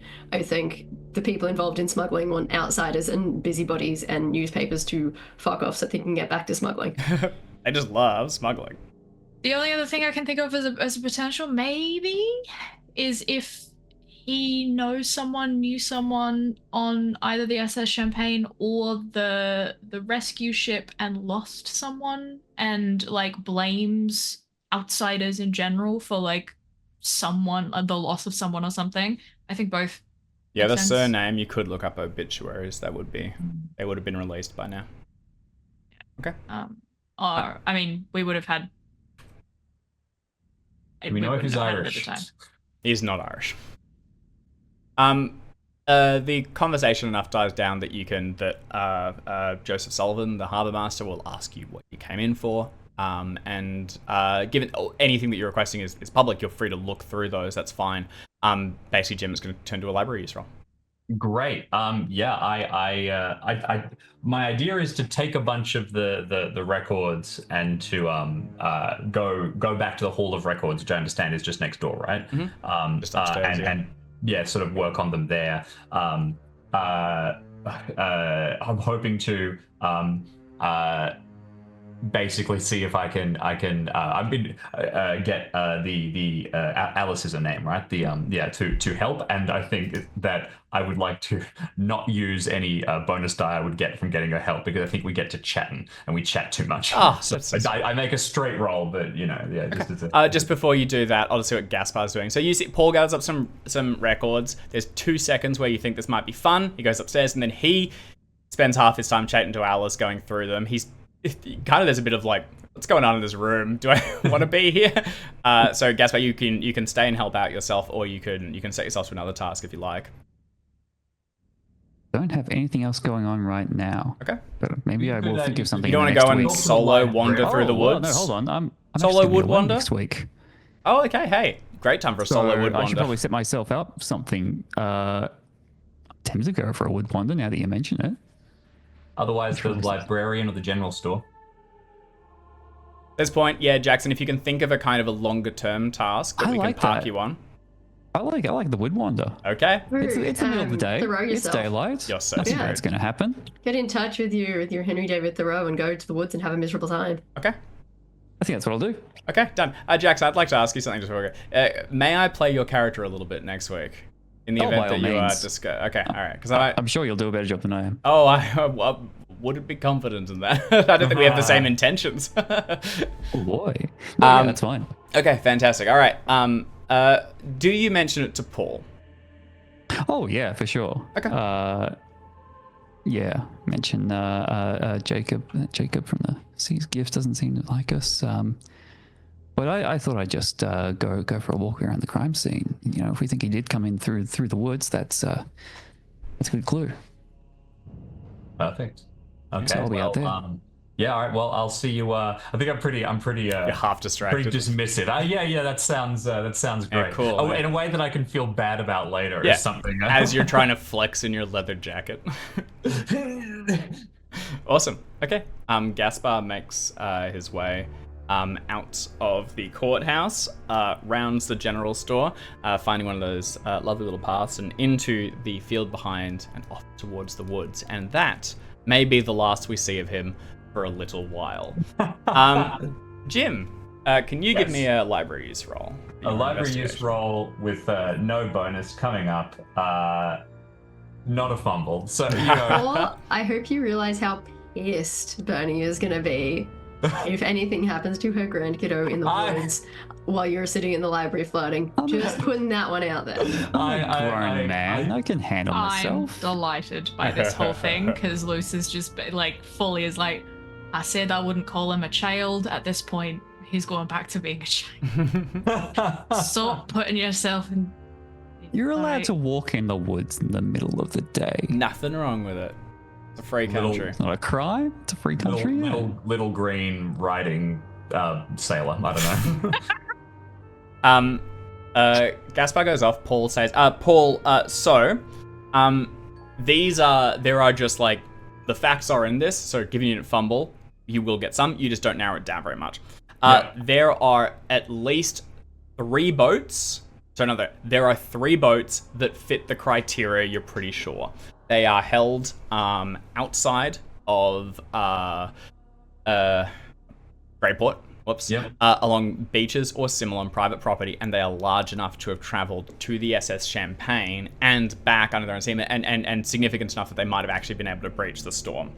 The owners of these boats, and you will have their addresses, they can easily be found, are Thomas Gold, Lucas Barnes, Cameron Terrish. So if there was going to be a 4th, and I will write those. I can write those in here. Perfect.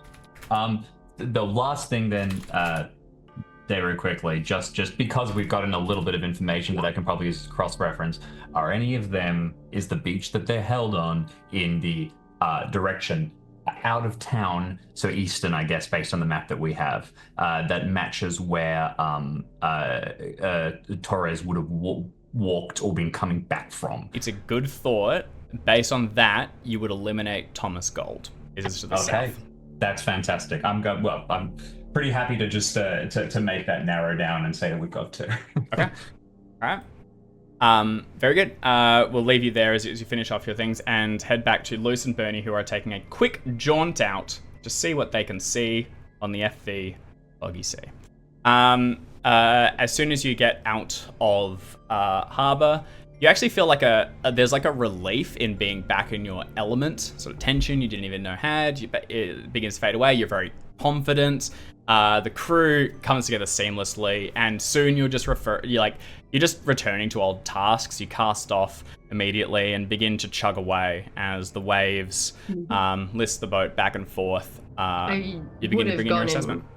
To the harbour master first to just be like, we're going out and we're coming back. Sure, there'd be a representative on the shore that you can speak with. You've basically paid for this berth for the while, so Yeah, you can run that through. That's all good. Like, going out, don't give the bath away. We're coming back. I know that we mentioned that Joe might go to the B&B. I think I would like to make an argument for having someone with a gun with us. That would I think he also, like, if we need a third hand, it's better to have him nearby and sleeping on the boat. He doesn't want to leave. He'd rather stay in his. He'll just take this opportunity to get some sleep.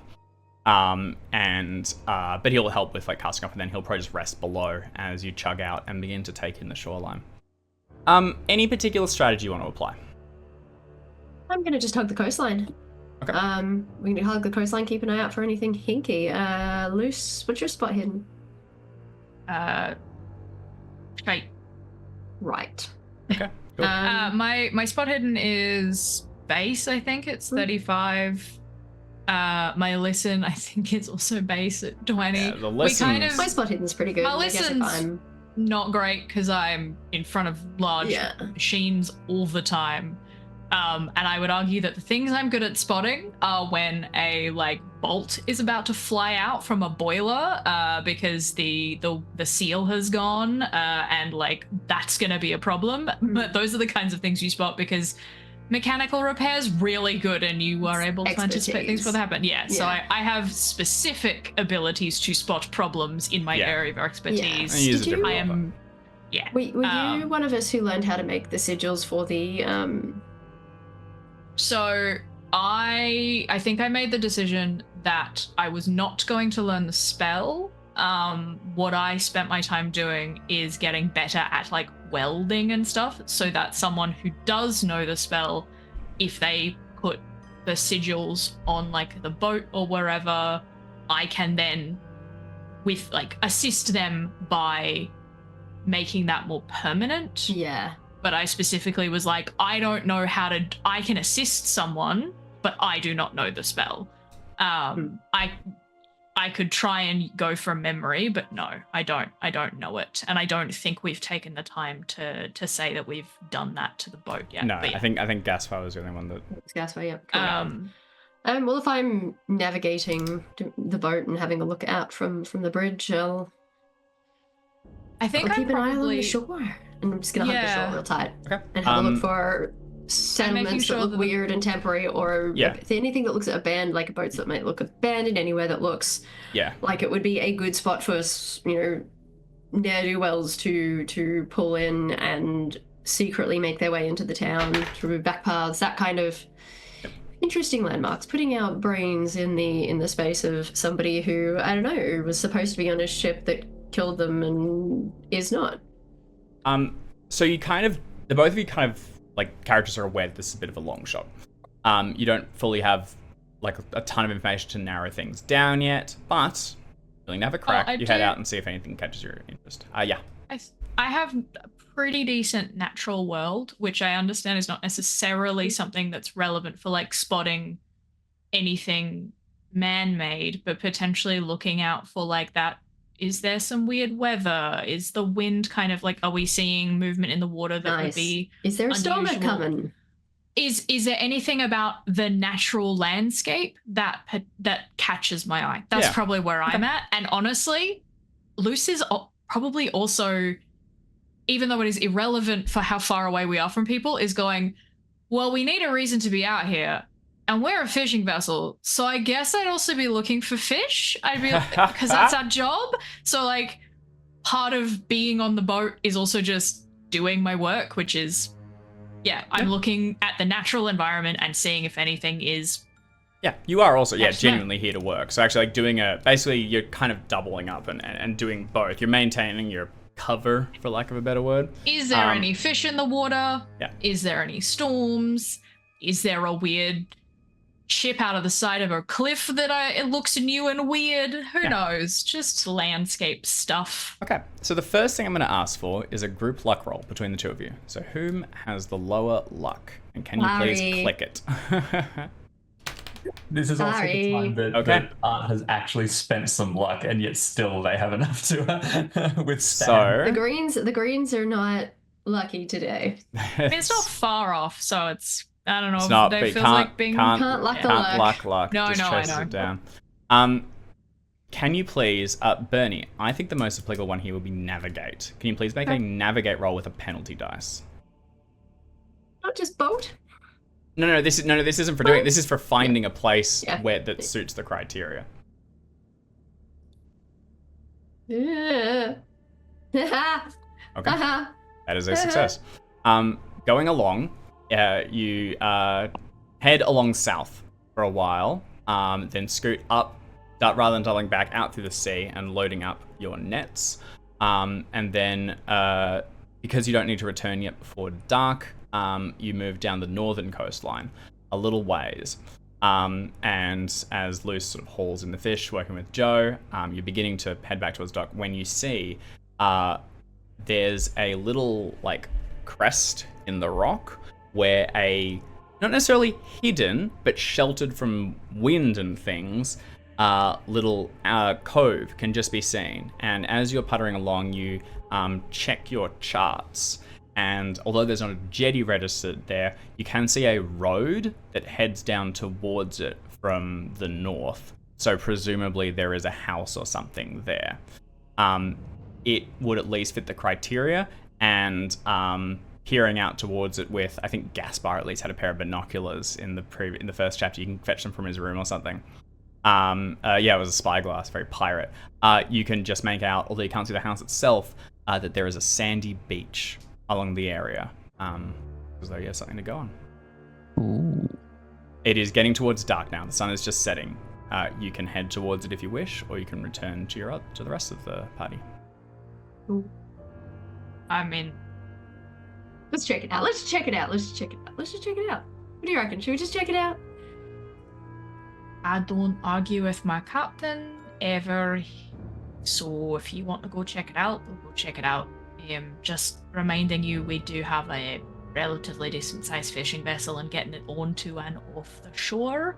Well, will we have like a little skiff? We'll have it. Oh yeah, We'll have a skiff. Yeah. No. You're not necessarily large enough to carry no. a second No, boat, but you're this as part of ticking all the boxes. This, according to your charts, should be deep enough to accommodate the foggy sea, because in theory it accommodates possibly another vessel that was able to make the run. I mean, Let's give it a go. Let's check it out. alright. If you say so, Captain, I'll make her sing. Okay. Boat chugs and you begin to come around. The sun sets quickly behind the trees, and soon the crimson red staining the water fades away, only lit faintly by the green and red lights that flash slowly off your bow. Joe Evans, as if stirred by some sixth sense, makes his way up onto the deck and tucks his hand under his jacket, clutching at the pistol wedged into his pants, and scans the horizon. You begin to come around the corner of the rocky cove and see a small jetty, narrow, that plunges out into the water. Behind it is a little shed that would be able to secure small canoes and things, and then behind that again is a humble house. A road connects it, sort of like dirt track connects it to the main road up above, and there's no sign of a car or automobile here. At first, you think there is no ship, but then you see that tied at the very edge of the jetty is the carcass of a ship that has since sunk underneath the water and is only just barely held up at the prow by one rope still tied onto the jetty. As you kill the engines and coast towards, the light from one of your sort of prow lanterns coasts across it, and both of you think you see something shimmering underneath the water. A chill goes down your back, and for a second, Bernie, the green and red lights fade to grey. Can both of you please make sanity rolls? And that's where we're going to leave the session with those results. Yay! Finally failed the sanity check. Hell, oh, that's a bad fail. That's a Okay. You're each going to take a d4 as you get it. Actually, it's actually only going to be a 1. This is just a feeling of a feeling at this point. It's just a tickle. And as the boat coasts towards the jetty, we'll leave the session there. Oh, that makes my Hell sanity yeah. 69. Nice. Hell Okay. yeah. All Good right. stuff. Cracking content. All right, well, thank you everyone for tuning in, and particularly Stafford for catching our audio wobbling. We'll edit that together for the YouTube video, and once again, they'll miss out on thrilling technical issue content. That's what you join us here for, live on the Twitch channel. Hopefully, well, look, never say never, maybe 3 in a row. Can't wait for next week. We will not have Jackson in the following, so his Gaspar will be unpiloted as he wanders aimlessly through the woods. But the rest of our cast will be here, and we will return for the next session of the Order of the Stone. Thank you everyone who joined us to watch. Thank you to the cast for playing. And that's where we'll leave it. Dave. Thanks all. Cheers. Hope we'll see you next week. Ciao.